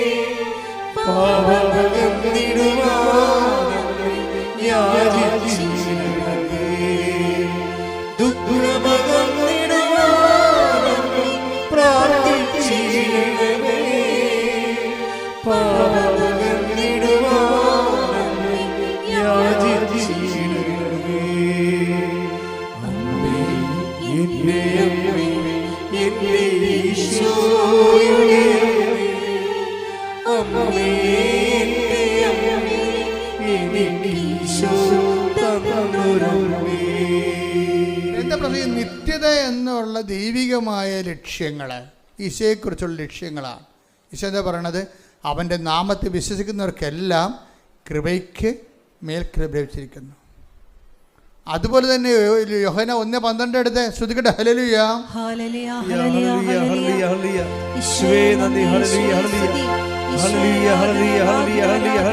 യോഹന്നാൻ 1:12 തന്നെ സ്വീകരിച്ചവർക്കെല്ലാം തന്റെ നാമത്തിൽ വിശ്വസിക്കുന്നവർക്കെല്ലാം ദൈവമക്കളാകാൻ അവൻ കഴിവ് നൽകി. ഈ കഴിവാണ് കൃപയെന്ന് പറയുന്നത്. അതുകൊണ്ടാണ് 16 വായിച്ചേ. അവന്റെ പൂർണ്ണതയിൽ നിന്ന് നാമെല്ലാം കഴിവിന് മേൽ കഴിവ്. അതാണ് വിഷയം. അവന്റെ പൂർണ്ണതയിൽ നിന്ന് അവനെന്താണ്? അവൻ പാപത്തിന് പരിഹാരമായി, പാപത്തിന് സ്വന്തം ശരീരത്തിൽ ശിക്ഷ വാങ്ങിച്ച് മനുഷ്യൻ ദൈവത്തോട് ചെയ്ത പാപത്തിന് പരിഹാരം ചെയ്യാൻ മനുഷ്യന് കഴിയാതെ വന്നതുകൊണ്ട്, മനുഷ്യൻ അതിന് കോമ്പറ്റൻ്റ് ആയിട്ടുള്ള ഒരു പാർട്ട്ണർ അല്ലാത്തത് കൊണ്ടും ദൈവം തന്നെ യേശുക്രിസ്തുവിൽ മനുഷ്യാവതാരം സ്വീകരിക്കുമ്പോഴാണ് അവൻ ഏക മധ്യസ്ഥനായി മാറുന്നത്. അവൻ ആ മനുഷ്യാവതാരത്തിലൂടെയും അവൻ്റെ പാപത്തിന് പരിഹാരമായി അവൻ ഏറ്റെടുത്ത പീഡാസഹനങ്ങളിലൂടെയും അവൻ നേടിയെടുത്ത വരപ്രസാദത്തിൻ്റെ പൂർണ്ണതയെന്നാണ് പറഞ്ഞത്. അതാണ് അവൻ്റെ പൂർണ്ണതയിൽ നിന്ന് നാം എല്ലാം കൃപയ്ക്ക് മേൽ കൃപ സ്വീകരിച്ചിരിക്കുന്നു. അവൻ്റെ പൂർണ്ണതയിൽ നിന്ന് നാം എല്ലാം കൃപയ്ക്ക് മേൽ കൃപ സ്വീകരിക്കുമ്പോൾ കൃപാവരങ്ങളുടെ പൂർണ്ണത ആരാണ്? അവനാണ്. കൈയടിക്കട്ടെ, ശ്രുതിക്കട്ടെ. ഹല്ലേലൂയ. ഹല്ലേലൂയ ഹല്ലേലൂയ ഹല്ലേലൂയ ഹല്ലേലൂയ ഹല്ലേലൂയ. യേശുവേ നന്ദി. ഹല്ലേലൂയ. കൃപയാലേ കൃപയാലേ കൃപയാ അനുദിനവും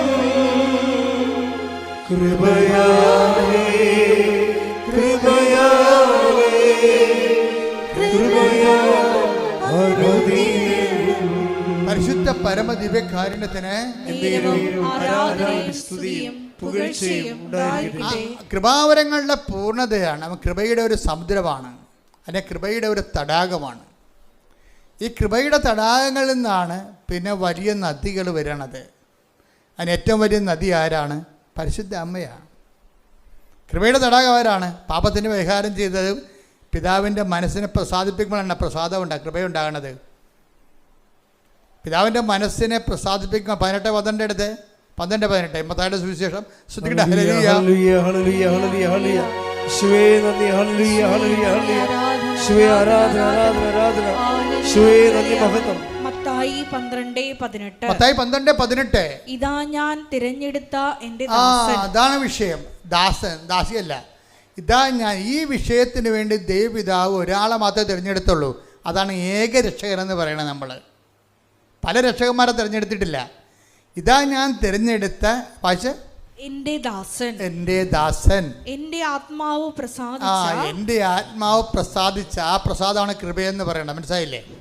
എൻ്റെ ആത്മാവ് പ്രസാദിച്ച എൻ്റെ പ്രിയപ്പെട്ടവൻ, എൻ്റെ പ്രിയപ്പെട്ടവൻ. ഞാൻ അവൻ്റെ മേൽ എൻ്റെ ആത്മാവിനെ അയക്കും. എൻ്റെ ആത്മാവിനെ അയക്കും. അടുത്ത വായിച്ച്. അവൻ വിജാതീയരെ ന്യായവിധി അറിയിക്കും. അവൻ തർക്കിക്കുകയോ ബഹളം കൂട്ടുകയോ ഇല്ല. തെരുവീതികളിൽ അവന്റെ ശബ്ദം ആരും കേൾക്കുകയില്ല. ഇതാരാണ് വിഷയം? തെരുവീതികൾ അവന്റെ സ്വരം ആരും കേൾക്കത്തില്ലെന്ന് പറഞ്ഞാൽ എന്താണ്? അവനാണ് ദൈവം പാപത്തിന് പരിഹാരമായി നിശ്ചയിച്ച പ്രതികരിക്കാത്ത. നമ്മളൊക്കെ ഒരു പനി വരുമ്പോഴും ഒരു ഉടമ്പടിയിൽ ഒരു ജപ്തി ഒരു വിസ പ്രോസസ് നടന്നില്ലെങ്കിൽ നമ്മൾ പ്രതികരിക്കും ഉടനെ. ഞാൻ ഉടമ്പടി എടുത്താണല്ല, എൻ്റെ പച്ചത്തിരി 2 കത്തിച്ചല്ല, നീലത്തിരി 3 കത്തിച്ചല്ല എന്ന് പറഞ്ഞ് ദൈവത്തിൻ്റെ അടുത്ത് കലഹത്തിന് ചെല്ലും. അവരെ ഈ ദൈവത്തിൻ്റെ അടുത്ത് കലഹത്തിന് ചെല്ലുന്ന ആൾക്കാർ ഓർക്കുക, നിങ്ങളുടെ കാര്യത്തിൽ തീരുമാനമായിട്ടുണ്ട്. കാര്യം എന്താണ്? ദൈവം ഈ സാധനം അക്സെപ്റ്റ് ചെയ്യുന്നില്ല. അതാണ് വിഷയം. നമുക്കൊരിക്കലും അതാണ് അവൻ അത് വായിച്ച് താഴേക്ക് വായിച്ച് നീതിയെ വിജയത്തിലെ അവൻ വിജാതീയരെ ന്യായവിധി അറിയിക്കും. അവൻ തർക്കിക്കുകയോ ബഹളം കൂട്ടുകയോ ഇല്ല. തെരുവീതികളിൽ അവന്റെ ശബ്ദം, അവന്റെ സ്വരം ആരും കേൾക്കുകയില്ല. ആരും കേൾക്കത്തില്ല. ദൈവത്തിനെതിരെ മല്ലടിക്കത്തില്ലെന്ന്. അവര് ഒരു പനി വന്നാൽ ആ പനി 2 ദിവസം നിന്നാൽ ഞാൻ ഉടമ്പടി എടുത്തതാണല്ല, ഞാൻ ഉപവസിച്ചതാണല്ല, ഞാൻ പത്രമെല്ലാം വീട്ടിൽ കൊടുത്തതാണല്ല എന്നും പറഞ്ഞ് തെരുവീതി വഴി നിന്ന് ആരും സംസാരിക്കത്തില്ലെന്ന്. തെരുവീതികളിൽ അവൻ ആരാണ്? ആള്. കൈയടിക്കട്ടെ, ശ്രദ്ധിക്കട്ടെ. ഹല്ലേലൂയ. ഇത്ര നല്ല ദൈവത്തോട് ഞാൻ ശ്രദ്ധിക്കട്ടെ. ഹല്ലേലൂയ.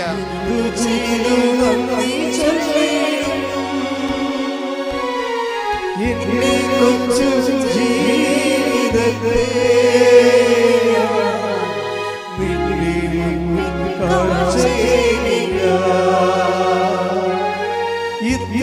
നല്ല ദൈവത്തോട് എന്തു ചെയ്തും നന്ദി ചൊല്ലിടുന്നു. എന്റെ കൊച്ചു ജീവിതത്തെ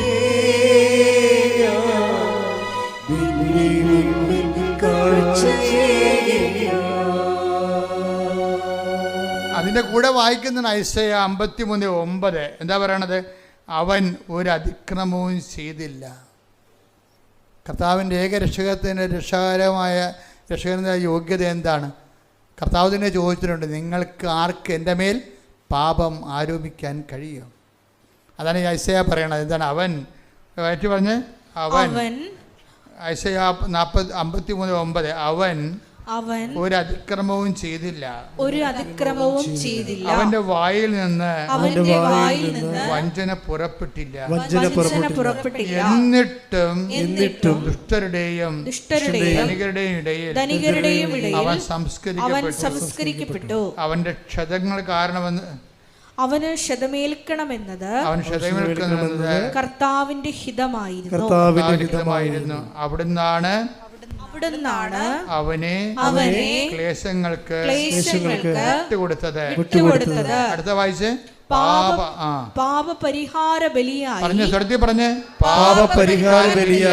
തന്നെ തന്നെ അർപ്പിക്കുമ്പോൾ അവൻ തന്റെ സന്തതി പരമ്പരയെ കാണുകയും ദീർഘായുസ് പ്രാപിക്കുകയും ചെയ്യും.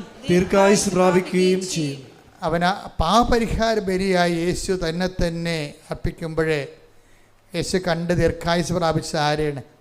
അവൻ്റെ നാമത്തെ വിശ്വസിച്ചുകൊണ്ട് പാപക്ഷമ സ്വീകരിക്കാൻ പോകുന്ന ചക്രവാളങ്ങൾ പോലെ നീണ്ട ദിഗന്ധങ്ങളും അതുപോലെ തന്നെ ദേശാന്തരങ്ങൾ കവിഞ്ഞ എല്ലാ തലമുറകളിലും ഉള്ളവരെ കർത്താവിൻ്റെ വിശുദ്ധമായ രക്തത്താൽ വീണ്ടെടുക്കപ്പെട്ട അവൻ്റെ നാമത്തിൽ യേശു എനിക്ക് പകരക്കാരനായി മരിച്ചവനാണ്, യേശുവിനും ദൈവത്തിനും എനിക്കും ഇടയിലുള്ള ഏകരക്ഷകനാണ് അവനെന്നും അവൻ്റെ നാമത്തെ വിശ്വസിക്കുന്നവർ അവൻ എൻ്റെ മേലുള്ള ശിക്ഷയാണ് അവൻ ഏറ്റെടുത്തുകൊണ്ട് എനിക്ക് രക്ഷ നൽകിയെന്ന് വിശ്വസിച്ചുകൊണ്ട് അങ്ങനെ യേശു രക്ഷിക്കപ്പെടുന്നൊരു ജനത്തെ കാണുമ്പോഴേ അവൻ കുരിശിൽ ദീർഘായുസ് പ്രാപിച്ചുകൊണ്ട് പറയുന്ന വാക്കാണ് ഇറ്റ് ഈസ് അക്കംപ്ലീറ്റ്, എല്ലാം പൂർത്തിയായെന്നാണ്. അവനാണ് ഏകരക്ഷകൻ. ഇനി അവൻ്റെ നാമത്തെ വിശ്വസിക്കുമ്പോൾ എന്ത് പറ്റും? അവർക്കെല്ലാം എന്ത് സംഭവിക്കും? കൃപയ്ക്ക് മേൽകൃപ ലഭിക്കും. ഏത് കൃപയാണ്? പിതാവിന് അവനോടുണ്ടായിരുന്ന പ്രസാദം. അത് ഏത് പ്രസാദമാണ്? മത്തായിയുടെ സുവിശേഷം 12:18 പ്രസാദം. ഒന്നിന് വായിച്ച് മത്തായി 12:18. മത്തായി 12:18 വായിക്കുമ്പോൾ ഇതാ ഞാൻ എന്ന് പറഞ്ഞ് തിരഞ്ഞെടുത്ത എൻ്റെ ദാസൻ എന്റെ ആത്മാവ് പ്രസാദിച്ച എന്റെ പ്രിയപ്പെട്ടവൻ ഞാൻ അവന്റെ മേൽ എന്റെ ആത്മാവിനെ അയക്കും. അവൻ്റെ മേൽ എൻ്റെ ആത്മാവിനെ അയക്കും എന്ന് പറയണത് ആ കർത്താവിൻ്റെ ഏറ്റവും പിതാവായ ദൈവത്തിൻ്റെ ഏറ്റവും വലിയ പ്രസാദമാണ് യേശുവിനുള്ളത്. ആ യേശുവിൻ്റെ പ്രസാദം എന്ന് പറഞ്ഞാൽ എന്താണ്? പരിശുദ്ധാത്മാവ് തന്നെയാണ്. അതാ നമ്മൾ യേശുവിൻ്റെ ആത്മാവെന്ന് വിളിക്കല്ലേ. യേശുവിൻ്റെ ആത്മാവെന്ന് പറഞ്ഞാൽ എന്താണ്? ഈ പരിശുദ്ധാത്മാവ് അതിൻ്റെ കംപ്ലീറ്റ്നെസ്സിൽ ഇപ്പം നമുക്കറിയാം കറണ്ട് ഒരു സ്വർണത്തിലൂടെ കടത്തിവിടാം, കറണ്ട് ഒരു അലൂമിനിയം കമ്പിലൂടെ കടത്തിവിടാം, കറണ്ട് ഒരു ചെമ്പ് കമ്പിലൂടെ കടത്തിവിടാം. ഇതിൻ്റെ പ്രസരണ നഷ്ടം ഉണ്ടാകുന്നത് എവിടെയാണ്? സ്വർണത്തിന് പ്രസരണ നഷ്ടം ഉണ്ടാകും. ഇപ്പം നമ്മൾ 10 വോൾട്ട് കടത്തിവിട്ടാൽ ചെമ്പ് കമ്പി അലൂമിനിയം കമ്പിലൂടെ കടത്തി വിട്ടാൽ നമുക്ക് അപ്പുറത്ത് ചെല്ലുമ്പോൾ അത് 60 മാറും. കാര്യം എന്താ? അലൂമിനിയം കറണ്ട് കുടിക്കും. അതാ വിഷയം വേണ്ടത്. പക്ഷേ ചെമ്പ് കമ്പിയാണെങ്കിൽ നല്ല ചാലകശേഷിയുള്ളതാണ്. ഒരു 90% കറണ്ടും അപ്പുറത്തെത്തും. അപ്പോൾ ഇപ്പോഴെന്താ പ്രശ്നം? പരിശുദ്ധാത്മാവിൻ്റെ പവർ, അതാണ് അവൻ്റെ പരിശുദ്ധാത്മാവിനൊരു പൂർണ്ണതയുണ്ട്. അത് പൂർണ്ണമായിട്ട് പ്രവർത്തിച്ച ആരിലൂടെയാണ്? ക്രിസ്തുവിലൂടെയാണ്. ക്രിസ്തുവിലൂടെയാണ് പരിശുദ്ധാത്മാവിൻ്റെ മുഴുവൻ കംപ്ലീറ്റ് ഔട്ട്പുട്ട്. പരിശുദ്ധാത്മാവിൻ്റെ ഔട്ട്പുട്ട് 100 ആണെങ്കിൽ ആ 100 റിസൾട്ട് കിട്ടുന്നത് ആരിലൂടെയാണ്? ക്രിസ്തുവിൽ പ്രവർത്തിക്കുമ്പോഴാണ്. ശ്രുതികട്ടെ ഹല്ലേലൂയ.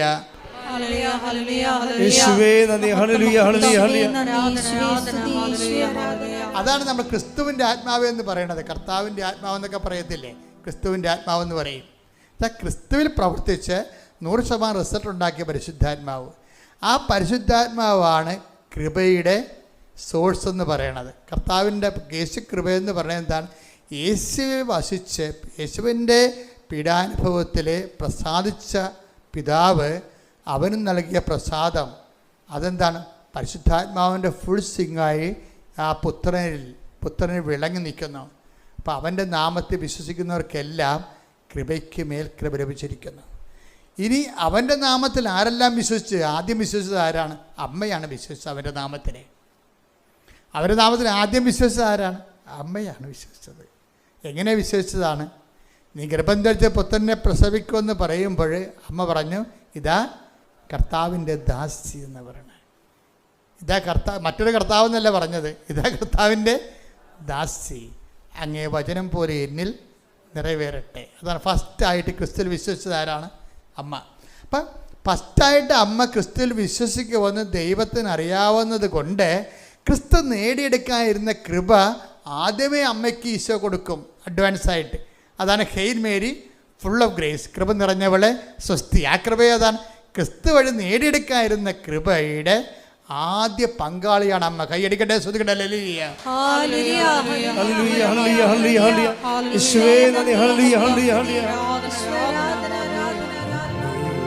എൻ്റെ അമ്മേ, എൻ്റെ ഈശോയുടെ അമ്മേ, എൻ്റെ അമ്മേ, എൻ്റെ ഈശോ തന്നൊരമ്മേ.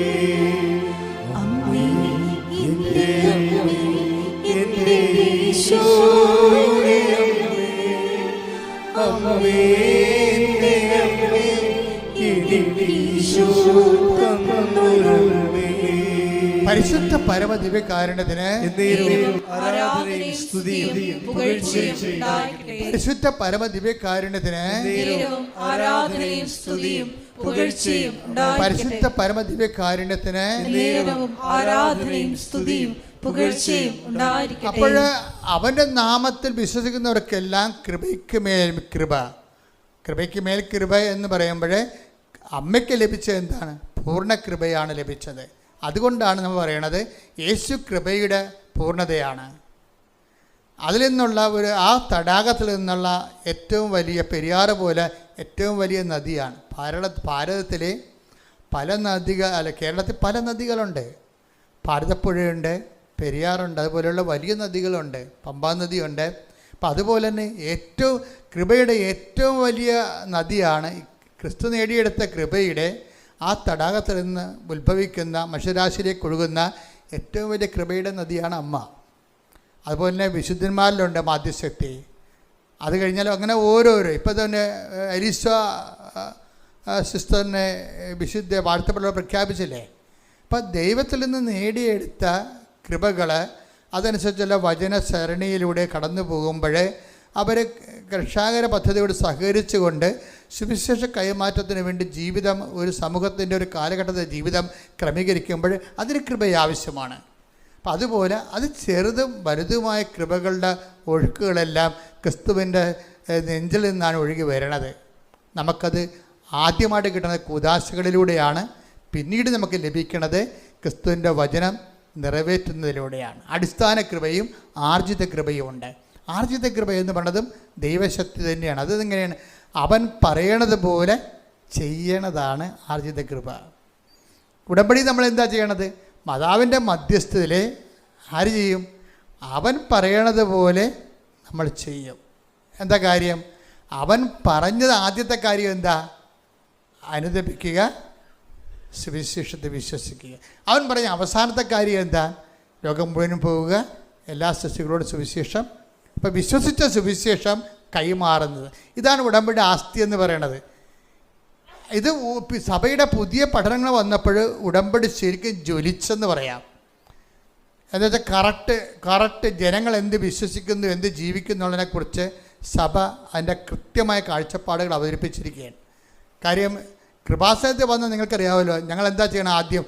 ആദ്യമേ നിങ്ങൾ ക്രിസ്ത്യാനികളാണെങ്കിൽ നിങ്ങളുടെ ക്രിസ്തീയ ജീവിതം ക്രമീകരിക്കുക. ആദ്യം ക്രിസ്തീയ ജീവിതം ആരോടെ ക്രമീകരിക്കണത്? കൂദാശകളുടെ ക്രമീകരിക്കണം ആദ്യം, അല്ലേ? കാര്യമുണ്ട്. കൃപയുടെ സ്രോതസ് എന്താണ്? അടിസ്ഥാന സ്രോതസ് എന്താണ്? കൃപയുടെ അടിസ്ഥാന സ്രോതസ് എന്താണ്? ഈശോ സ്ഥാപിച്ച കൂദാശകളാണ്.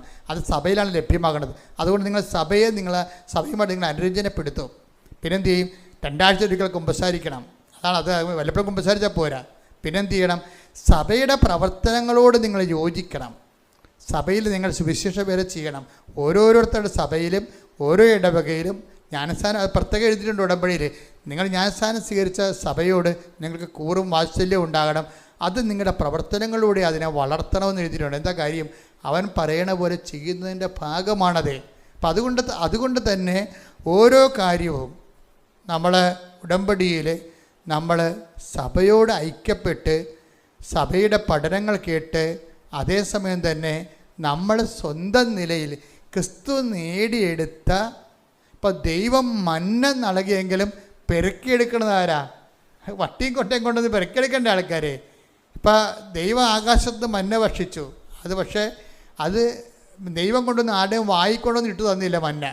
അവർ പെറുക്കി മണ്ണിൽ നിന്ന് പെറുക്കിയെടുക്കുകയാണ് ചെയ്തത് അല്ലേ. എന്നിട്ട് അവർ പാകം ചെയ്താണ് എടുത്തത്. അപ്പം ആ ഒരു പ്രോസസ്സുണ്ട് എപ്പോഴും. അതിനാണ് നമ്മൾ അവൻ പറയണ പോലെ ചെയ്യണത്. അവൻ കൃപകൾ ഉൽപ്പാദിപ്പിച്ചു, കൃപയുടെ സമുദ്രം തടാകം സൃഷ്ടിച്ചു. പരിശുദ്ധ അമ്മ അതിൻ്റെ ഏറ്റവും വലിയ പുഴയായി നമ്മളിലേക്ക് ഒഴുകാൻ കാരണം എന്താ? കഴിയാൻ കാരണം അത് ദൈവനിശ്ചയമായതുകൊണ്ടാണ്. എന്തുകൊണ്ടാണ്? പരിശുദ്ധ അമ്മ നമ്മുടെ ഓപ്ഷൻ അല്ലല്ലോ. അത് പരിശുദ്ധ അമ്മ നമ്മുടെ ഓപ്ഷൻ, നമ്മുടെ തിരഞ്ഞെടുപ്പല്ല അത്. പരിശുദ്ധ അമ്മയ്ക്ക് പല ടൈറ്റിലുകളുണ്ട്. ഏതെല്ലാം ടൈറ്റിലാണ് ഉണ്ടത്? അമ്മ നിത്യകന്യക ഒരു ടൈറ്റിലാണ്. പിന്നെ എന്താണ്? ദൈവമാതാവ് ഒരു ടൈറ്റിലാണ്. പിന്നെ എന്താണ്? അമലോത്ഭവം ഒരു ടൈറ്റിലാണ്.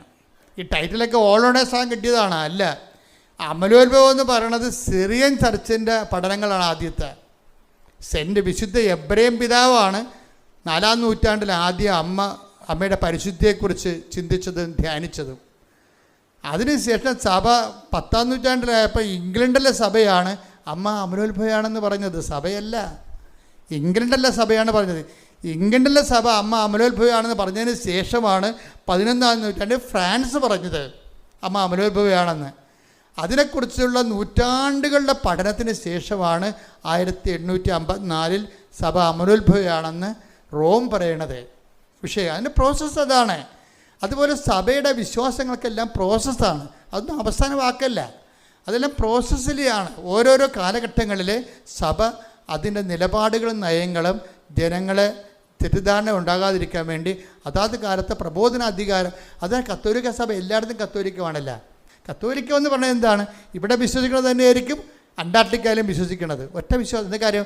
അത് സഭയുടെ അപ്പോസ്തലിക പ്രബോധന അധികാരമാണ്. എന്താണ്?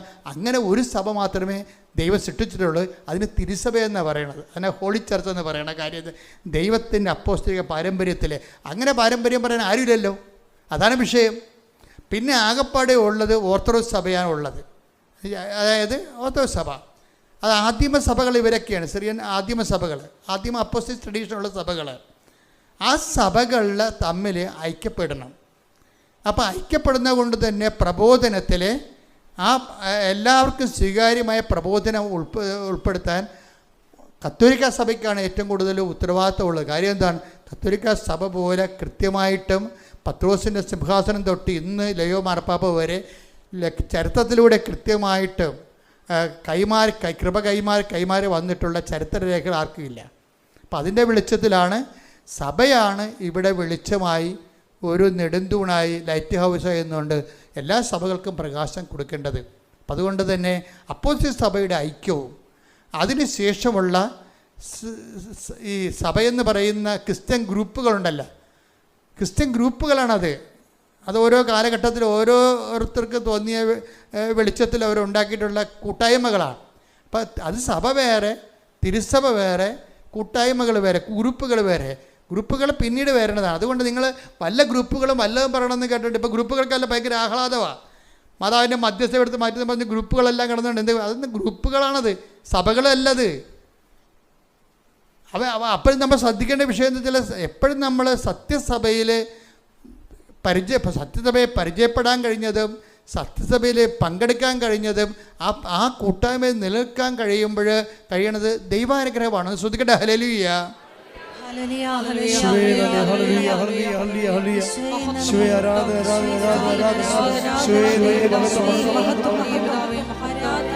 ശ്രദ്ധിക്കട്ടെ. ഹല്ലേലൂയ.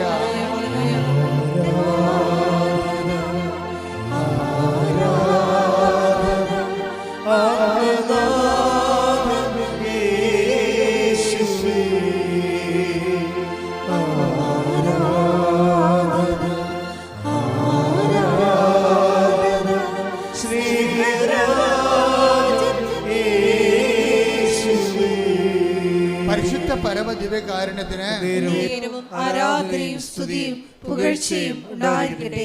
എപ്പോഴും എന്തുകൊണ്ടാണ് ഞാൻ പറഞ്ഞത്? അതായത് സഭയുടെ പുതിയ പ്രബോധനം എന്നല്ല, സഭ ചില ആൾക്കാർ വിശ്വസിച്ചിരുന്ന സുവിശേഷ വിഹിതമല്ലാത്ത കാര്യങ്ങൾക്ക് കറക്ഷനാണ് നൽകിയിരിക്കണേ. ഇപ്പം ഒരു കറക്ഷൻ വന്നിരിക്കണേ. ഈ കറക്ഷൻ ശരിക്കും ഉടമ്പടിയെ ശരിക്കും സഹായിക്കുന്നുണ്ട്. എന്താ കാര്യം? ഉടമ്പടിയിൽ വരുമ്പോൾ എന്താണ്? ഉടമ്പടിയിൽ അവൻ പറയണത് പോലെ, ആരാണ്? ഈശോ പറയണ പോലെ നമ്മൾ ചെയ്ത് ജീവിച്ചുകൊള്ളാമെന്ന് മാതാവിൻ്റെ മധ്യസ്ഥത്തിലാണ്. ആ മധ്യസ്ഥം എന്ന് പറയുന്നത് എന്ത് മധ്യസ്ഥമാണ്? മീഡിയാട്രിക്സ് അല്ലത്, ഇൻട്രസസറി മീഡിയേഷനാണ്. എന്താണ്? പ്രാർത്ഥനാ മധ്യസ്ഥമാണ്. മാതാവിൻ്റെ സാന്നിധ്യ മധ്യസ്ഥമാണ്. ആ സാന്നിധ്യ മധ്യസ്ഥമാണ് നമ്മളെ കൊണ്ട്. ഇപ്പോൾ നമ്മൾ കാനായിലെ കല്യാണത്തിൽ എന്താ ഉള്ളത്? പ്രാർത്ഥനാ മധ്യസ്ഥവും സാന്നിധ്യ മധ്യസ്ഥവുമാണ്. അപ്പോൾ സാന്നിധ്യ മധ്യസ്ഥത്തിലാണ് അവർക്ക് വീഞ്ഞില്ലെന്ന് അമ്മ പറയണത്. അപ്പോൾ ഈശോ എന്താ പറയണത്? എനിക്ക് നിനക്ക് എന്ത്, എൻ്റെ സമയം ഇനിയും സമാഗതമാണ്. പാകാത്ത സമയമാക്കിയെടുക്കുന്നതിനും അമ്മയുടെ മധ്യസ്ഥമാണ് സഹായിക്കുന്നത്. ആ മധ്യസ്ഥമാണ് ഉടമ്പടി വർക്കൗട്ട് ചെയ്യണത്. ഉടമ്പടി വർക്കൗട്ട് ചെയ്യുമ്പോൾ എന്ത് ചെയ്യും? ഉടമ്പടിയിൽ സാന്നിധ്യം മധ്യസ്ഥം ഉള്ളത് കൊണ്ടാണ് യേശുവിൻ്റെ ഇപ്പോൾ കാനായിലെ കല്യാണത്തിൽ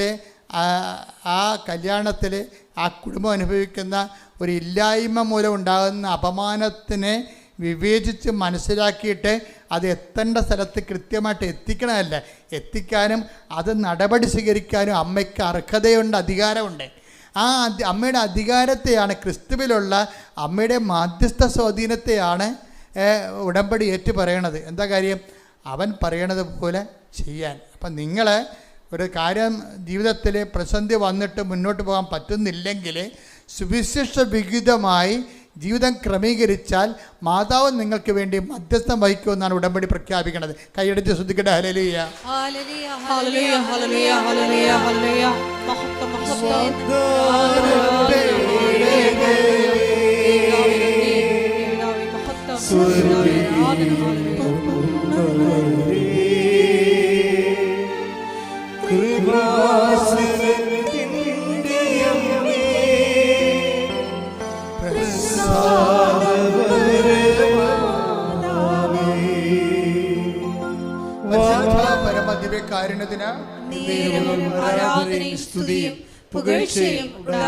ഞാൻ മുമ്പ് പറഞ്ഞ പോലെ ഓരോ ടൈറ്റിൽസ് ഉണ്ട്. അമലോത്ഭവ മാതാവ്, നിത്യകന്യക, ദൈവമാതാവ്, മാതാവിൻ്റെ ടൈറ്റിൽസാണ്. ഇനി മാതാവിൻ്റെ പക്ക ഏറ്റവും ക്യാപിറ്റൽ ടൈറ്റിൽ എന്താ? ആ ക്യാപിറ്റൽ ടൈറ്റിൽ പുതുതായിട്ട് ഉണ്ടാക്കാനൊന്നും പറ്റത്തില്ല. അത് ഓൾറെഡി ബൈബിൾ ഇൻബിൽറ്റാണ് ക്യാപിറ്റൽ ടൈറ്റിൽ. എന്താണത്? The mother of Jesus. കൈയടിക്കട്ടെ, ശ്രദ്ധിക്കട്ടെ. ഹല്ലേലൂയ, ഹല്ലേലൂയ, ഹല്ലേലൂയ, ഹല്ലേലൂയ, ഹല്ലേലൂയ.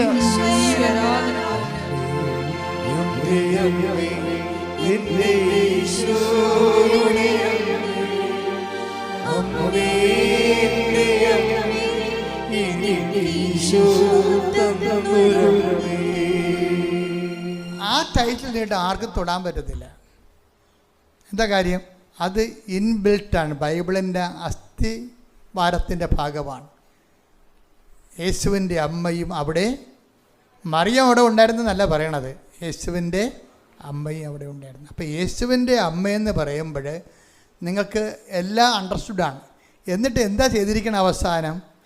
യേശുവിൻ്റെ അമ്മ തൻ്റെ രക്ഷാകര സംഭവത്തിൽ തനിക്ക് ആശ്വാസവും ശക്തിയും പകർന്നുകൊണ്ട് തൻ്റെ കൂടെ തന്നെ ഈ കുരിശ് വരെ, പുൽക്കൂട് തൊട്ട് മംഗളവാർത്ത തൊട്ട് കുരിശാരോഹണം വരെ തൻ്റെ കരം വഹിച്ചുകൊണ്ട് ദൈവപിതാവിൻ്റെ ഇഷ്ടം നിറവേറ്റാൻ മനുഷ്യരാശിയുടെ രക്ഷയ്ക്ക് വേണ്ടി കൂടെ നടന്ന പരിശുദ്ധ അമ്മ. ഈ പരിശുദ്ധ അമ്മയാണ് ശരിക്കും പറഞ്ഞാൽ, ആ അമ്മയാണ് ദൈവം അവസാനം ഈശോ ലാസ്റ്റ് ഗിഫ്റ്റായിട്ട് നമുക്ക് തരണത്, ഇല്ലേ? എന്താ കാര്യം? യേശുവിൻ്റെ അമ്മയാണ് ദൈവഹിതം നിറവേറ്റിക്കൊണ്ട് യേശുവിൽ രക്ഷാകര കൃത്യത്തിന് വേണ്ടി ദൈവം തിരഞ്ഞെടുത്ത യേശുവിൻ്റെ അമ്മയാണ്. അപ്പോൾ അമ്മയ്ക്ക് വേറെ ടൈറ്റിലിൻ്റെ ആവശ്യമെന്ന് പറയുന്നത് കാലഘട്ടങ്ങളിലൂടെ വന്ന ആശയവിവാദങ്ങൾക്ക് സഭയെടുത്ത നിലപാടുകളിലൂടെ വന്ന ടൈറ്റിലുകളാണ്. അതിൻ്റെ അടിസ്ഥാനപരമായ ടൈറ്റിൽ എന്ന് പറയുന്നത് മദർ ഓഫ് ജീസസ് ആണ്. ഈ മദർ ഓഫ് ജീസസ് ആണ് കൃപാസനത്തിലെ അമ്മയെന്ന് പറയണത്. എന്താ കാര്യം? അത് കാനായിലെ കല്യാണ കുടുംബത്തിലുണ്ടായിരുന്ന അമ്മയാണ്. ആ അമ്മ തന്നെയാണ് കുരിശിൻ്റെ ചുവട്ടിലെ അമ്മ. എന്താണ്? ഇതാ നിൻ്റെ അമ്മ. യേശുവിൻ്റെ അമ്മയാണ് യേശു നമ്മൾക്ക് നൽകിയത്. എപ്പോഴാണ് നൽകണത്? യേശു പിതാവിൻ്റെ അടുക്കിലേക്ക് പോകുന്നതിന് ഒരു 2 സെക്കൻഡ് മുമ്പാണ് ഈ അമ്മയെ പ്രഖ്യാപിക്കുന്നത്. എന്താണ്? ഞാൻ പിതാവിൻ്റെ അടുക്കിലേക്ക് പോവുകയാണ്, നിങ്ങളും എൻ്റെ കൂടെ വരും. അതിന് നിത്യതയ്ക്ക് വേണ്ടി, നിങ്ങളുടെ ജീവിതം ക്രമീകരിക്കാൻ വേണ്ടി എന്നെ ഈ ദൈവത്തിൻ്റെ ഹിതം നിറവേറ്റിക്കൊണ്ട് ഇവിടം വരെ എത്തി എൻ്റെ സഹയാത്രികയായ സഞ്ചാരി മാതാവിനെ ഞാൻ നിങ്ങൾക്ക് തരുന്നു. Behold your mother. ഇതാ നിൻ്റെ അമ്മ. ഈ അമ്മ ഈശോ ഏൽപ്പിച്ചു തന്ന അമ്മയാണ് കൃപാസന മാതാവ്. ഈ അമ്മയാണ് ഉടമ്പടിയുടെ മധ്യസ്ഥ. ഈ അമ്മയാണ് ഉടമ്പടി അവൻ പറയണ പോലെ ചെയ്തുകൊണ്ട് ജീവിക്കാൻ വേണ്ടി നമ്മളെ പ്രേരിപ്പിക്കുകയും പ്രോത്സാഹിപ്പിക്കുകയും നമ്മളെ സുവിശേഷ സാക്ഷിയാക്കുകയും ഒടുവിൽ നിത്യതയിൽ നമ്മൾക്ക് എത്തിച്ചേരുന്നതിന് വേണ്ടി പരിശുദ്ധ മറിയ തമ്പുരാൻ്റെ അമ്മയെ ഇപ്പോഴും ഞങ്ങളുടെ മരണസമയത്തും തമ്പുരാനോട് അപേക്ഷിക്കുന്ന നമ്മ. കയ്യടിക്കട്ടെ, ശ്രുതിക്കട്ടെ. ഹല്ലേലൂയ.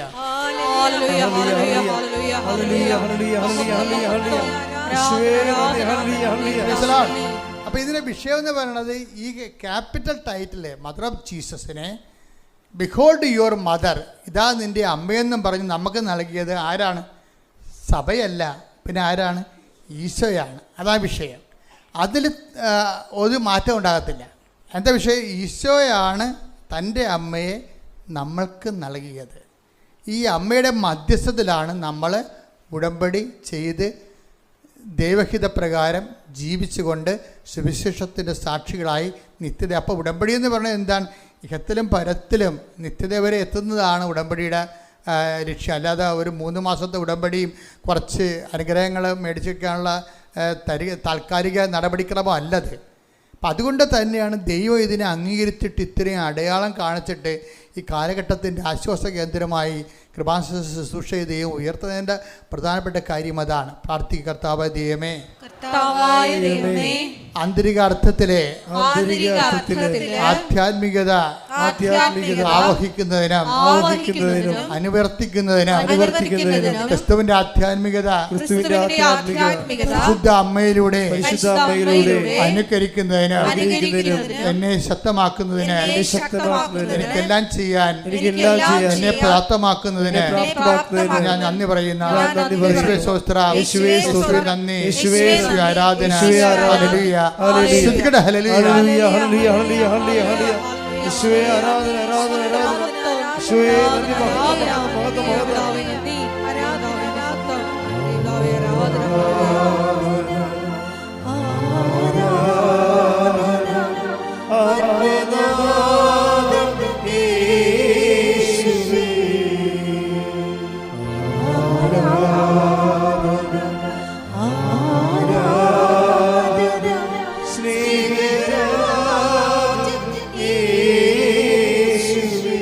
പരിശുദ്ധ പരമ ദിവ്യകാരുണ്യത്തിന് ആരാധനയും സ്തുതിയും പുകഴ്ചയും. അതായത് ഈ എല്ലാ കാലങ്ങളിലും ഉണ്ടായിരുന്ന ഒരു പ്രശ്നമാണ്, നമ്മൾ മനുഷ്യന്മാരായത് കാരണം മാനുഷികമായ കാര്യങ്ങളിലേക്ക് ദൈവിക പദ്ധതിയെ മനസ്സിലാകാതിരിക്കുകയും അതിനെ അട്ടിമറിക്കാൻ ശ്രമിക്കുകയും ചെയ്യുന്നത്. ഇപ്പം നിങ്ങൾ പല സ്ഥലങ്ങളിൽ നിന്നും പല വിശ്വാസങ്ങളിൽ നിന്ന് വരുന്ന ആൾക്കാരാണ്. അപ്പം നിങ്ങൾ അനുഗ്രഹം കിട്ടുമെങ്കിൽ അതുപോലൊരു ദേവനാണ്, ദേവിയാണ് യേശു, അല്ലെങ്കിൽ അതുപോലെ ഒരു ആളാണ് യേശു എന്ന രീതിയിലേക്ക് നിങ്ങൾ യേശുവിനെ മിനിമൈസ് ചെയ്യും. യേശു അങ്ങനെ മിനിമൈസ് ചെയ്യാൻ പറ്റത്തില്ല. എന്താ കാര്യം? അവൻ്റെ നടപടിയെന്ന് പറയണത് മനുഷ്യരാശിയുടെ പാപത്തിനാണ്.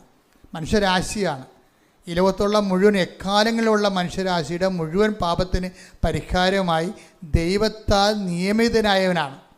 ദൈവത്തിൻ്റെ പദ്ധതികളോട് അവൻ നിശബ്ദമായി സർവ്വസമർപ്പണത്തോട് സഹകരിച്ചത് കൊണ്ടാണ് അവനെ ദൈവം അവൻ്റെ മേലെ ശിക്ഷ നമുക്ക് രക്ഷയായത്. അതുകൊണ്ട് തന്നെ അവന് ദൈവത്തിന് പൂർണ്ണ പ്രസാദം കൊടുത്തത്. അതുകൊണ്ട് അവനാണ് പൂർണ്ണ പ്രസാദങ്ങളുടെ മധ്യസ്ഥനെന്ന് പറയണത്. അത് ആ സ്ഥാനം ആർക്കുമില്ല. കാര്യം എന്താ? അവനാണ് പാപത്തിന് പരിഹാരം ചെയ്തിട്ട് പിതാവിൻ്റെ മനസ്സിനെ പ്രസാദിപ്പിച്ചുകൊണ്ട് പിതാവാണ് അവന് പൂർണ്ണ പ്രസാദം കൊടുത്തിരിക്കുന്നത്. ആ രക്ഷാകരം നടപടിക്രമം. കാര്യം അവൻ ഒരേ സമയം ദൈവമാണ്, ഒരേ സമയം തന്നെ മനുഷ്യനുമാണ്. അതുകൊണ്ട് അവൻ ദൈവത്തിന് ഇടയിലും മനുഷ്യനും ഇടയിലുള്ള ഏക മധ്യസ്ഥനുമാണ്. കൈയടിക്കട്ടെ, സ്തുതിക്കട്ടെ. ഹല്ലേലൂയ, ഹല്ലേലൂയ, ഹല്ലേലൂയ, ഹല്ലേലൂയ, ഹല്ലേലൂയ. മഹത്വം, മഹത്വം, ആരാധന, ആരാധന.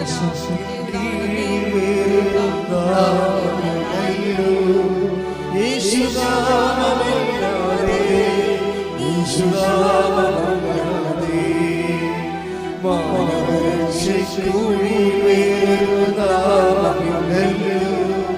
യേശുനാമമല്ലാതെ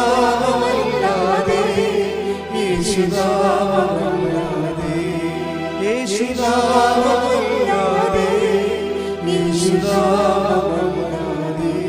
പരിശുദ്ധ പരമദിവ്യകാരുണ്യത്തിന് ആരാധനയും സ്തുതിയും പുകഴ്ചയും ഉണ്ടായിരിക്കട്ടെ. എക്കാലങ്ങളിലും യേശുവിനെ സാധാരണ മനുഷ്യൻ്റെ കപ്പ കഞ്ഞി വീട് ജോലി വിവാഹം എന്നുള്ള കൊച്ചു കാര്യങ്ങളുടെ തമ്പുരാനാക്കി മാറ്റാൻ വേണ്ടി വളരെ സാധാന്യമായ ഒരു ബലപ്രയോഗം നടത്തിയിട്ടുണ്ട്. നമ്മൾ അറിഞ്ഞോ അറിയാതെയൊക്കെ അതിന് അടിപ്പെട്ട് പോയിട്ടുമുണ്ട്. ക്രിസ്തു അത് പലപ്പോഴും തിരുത്തിയിട്ടുമുണ്ട്. എന്താ കാര്യം? ഒരു മനുഷ്യൻ വന്ന് കർത്താവിനോട് പറഞ്ഞില്ലേ, എന്ത് പറഞ്ഞ്? പിതൃസ്വത്ത് ഞാനുമായിട്ട് ഭാഗിക്കാൻ നീ എൻ്റെ ജ്യേഷ്ഠനോട് പറയണം. Take the word of God. ശ്രുതികട ഹല്ലേലൂയ.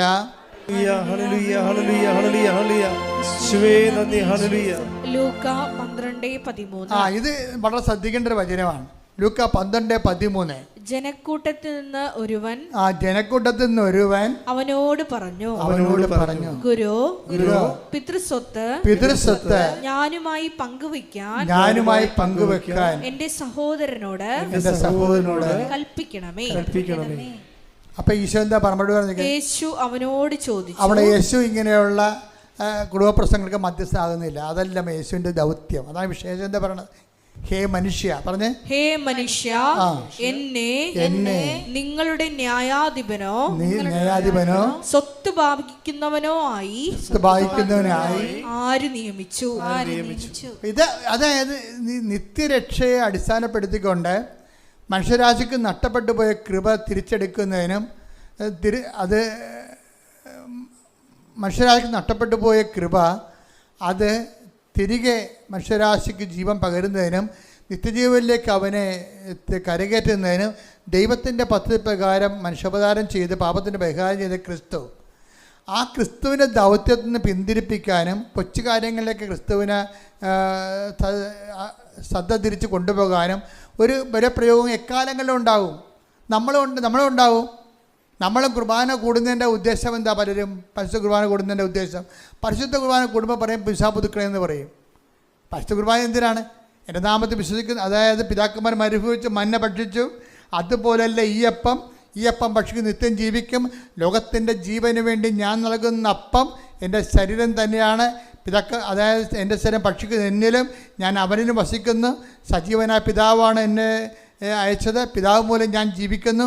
അതുപോലെ എന്നെ ഭക്ഷിക്കുന്നവൻ ഞാൻ മൂലം ജീവിക്കാം. അപ്പം നിത്യജീവനാണ് കുർബാന ഉദ്ദേശം. നിത്യജീവനാണ് കുർബാന ഉദ്ദേശമെങ്കിലും കുർബാനയിൽ ഈ കുർബാന പങ്കെടുക്കുന്ന അണ്ണന്മാരെന്താ ചെയ്തിരിക്കണത്?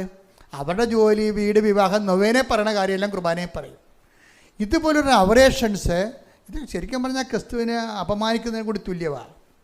കാര്യം എന്താ വിഷയം? അത് പറയേണ്ടെന്നല്ല, മറ്റത് ഇല്ല, അഭിമാനം കൊള്ളണം. ഒരു ഞായറാഴ്ച കുർബാന മുടങ്ങരുതെന്ന് പറഞ്ഞതിൻ്റെ കാരണം എന്ന് പറയണത്, മുടങ്ങിയില്ലെങ്കിൽ നിങ്ങളെ പട്ടിയടിക്കുമെന്നല്ല പ്രശ്നം. നിത്യജീവൻ, ക്രിസ്തു നേടിയെടുത്ത നിത്യജീവനോട് നിങ്ങൾക്ക് എന്തുമാത്രം ഐക്യദാർഢ്യമുണ്ട്. അത് ദൈവത്തിൻ്റെ സഹന ബലിയോടുള്ള നിങ്ങളുടെ ഐക്യദാർഢ്യമാണ്. അത് ദൈവത്തിൻ്റെ രക്ഷാകര പദ്ധതിയോടുള്ള മനസ്സുകൊണ്ടുള്ള യോജിപ്പാണ്. അത് നിത്യതയ്ക്ക് വേണ്ടിയുള്ള ദാഹമാണ്. അത് ദൈവത്തിൻ്റെ മനസ്സിൻ്റെ പൂർത്തീകരണമാണ്. അതാണ് ദൈവത്തിൻ്റെ ആഗ്രഹം, ദൈവഹിതം. കൈയടിക്കട്ടെ, ശ്രുതികട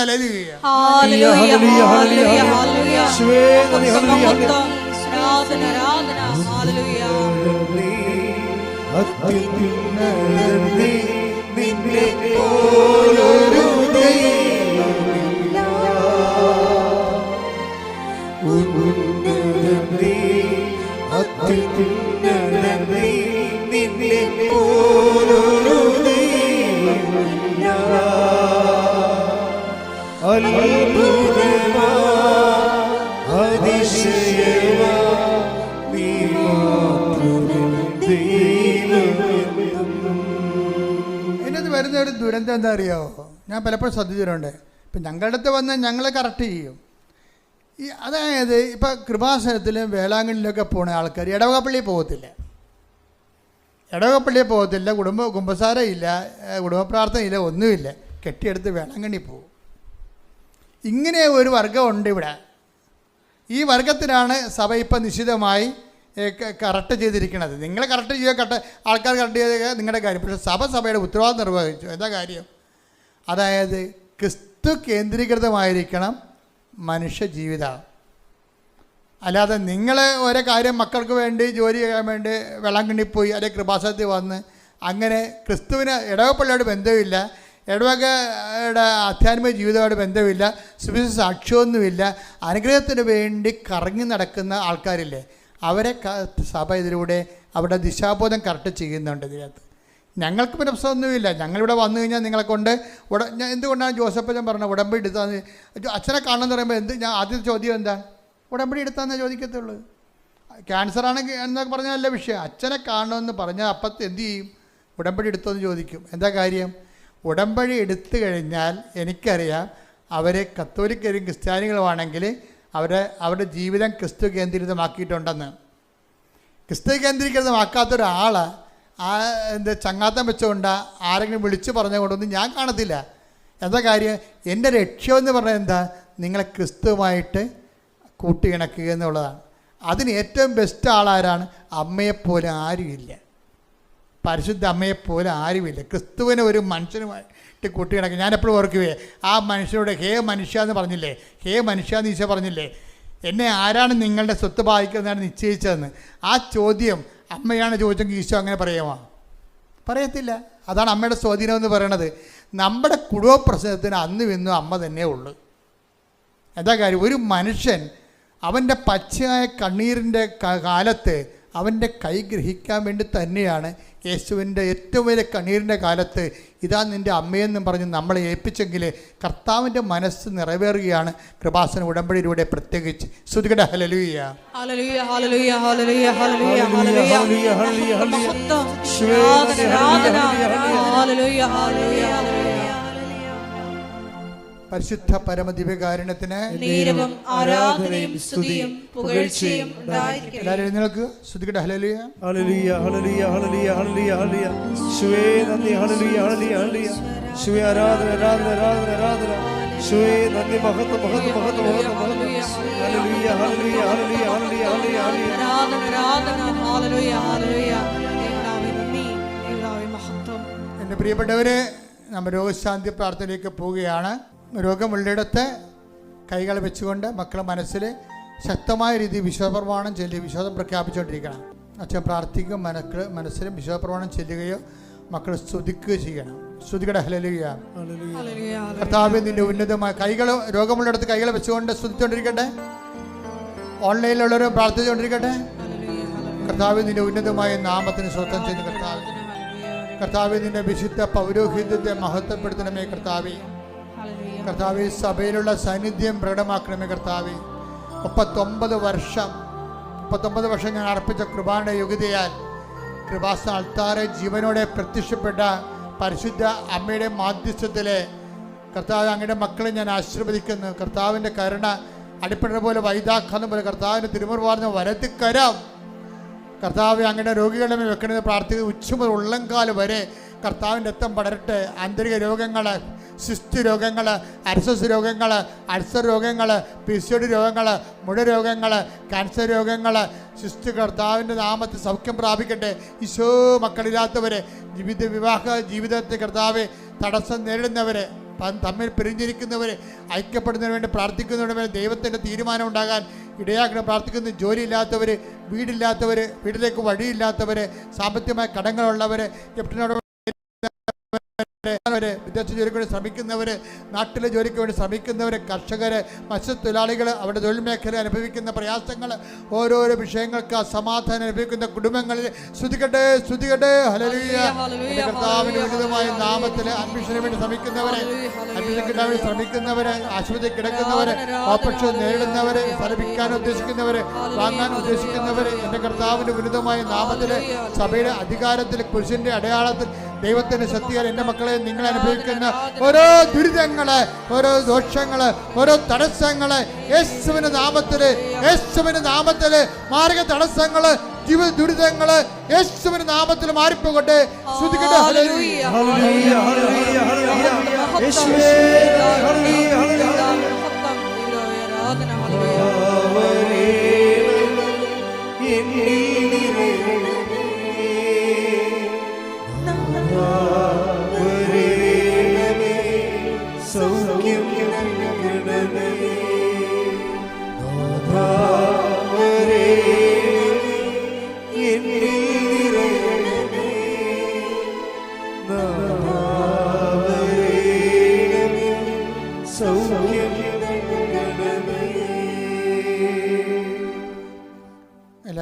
ശ്രദ്ധിക്കുക, മൗനമായി പ്രാർത്ഥിക്കേണ്ട സമയമാണ്.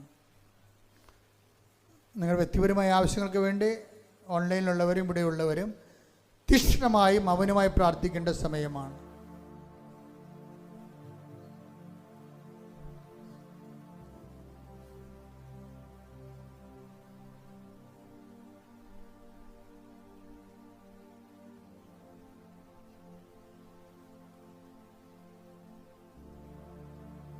അതിതീക്ഷ്ണമായി ഈ നിമിഷം മക്കൾ പ്രാർത്ഥിക്കുന്ന വിഷയത്തിൻ്റെ മേലെ എത്രയും പെട്ടെന്ന് സാക്ഷ്യം പറയാൻ ദൈവം നിങ്ങളെ സഹായിക്കും. കൈകൾ കൂപ്പി കണ്ണടച്ച് തീക്ഷ്ണമായി പ്രാർത്ഥിക്കട്ടെ.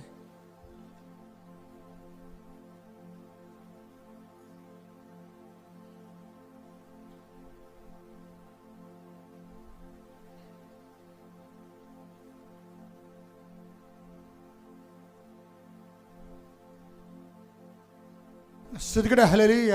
ഹല്ലേലൂയ ഹല്ലേലൂയ ഹല്ലേലൂയ യേശുവേ നന്ദി. ഹല്ലേലൂയ ഹല്ലേലൂയ ഹല്ലേലൂയ ഹല്ലേലൂയ ഹല്ലേലൂയ ഹല്ലേലൂയ ഹല്ലേലൂയ ഹല്ലേലൂയ.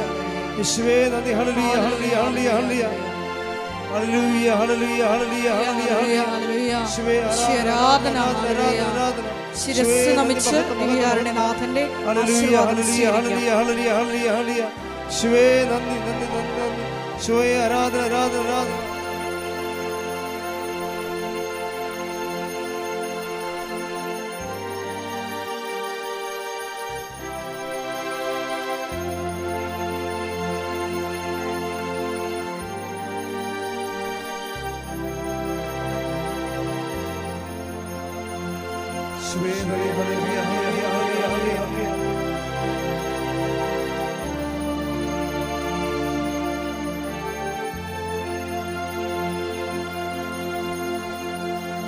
പരിശുദ്ധ പരമമാ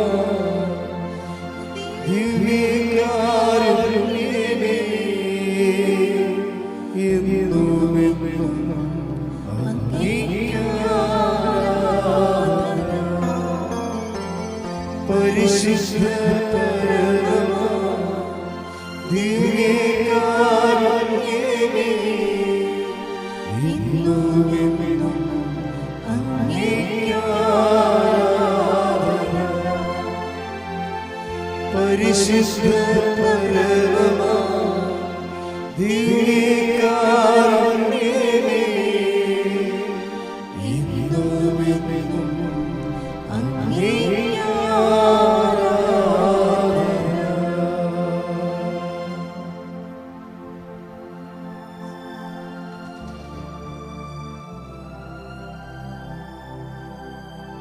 ആവേ ആവേ മരിയ, ആവേ ആവേ ആവേ മരിയ.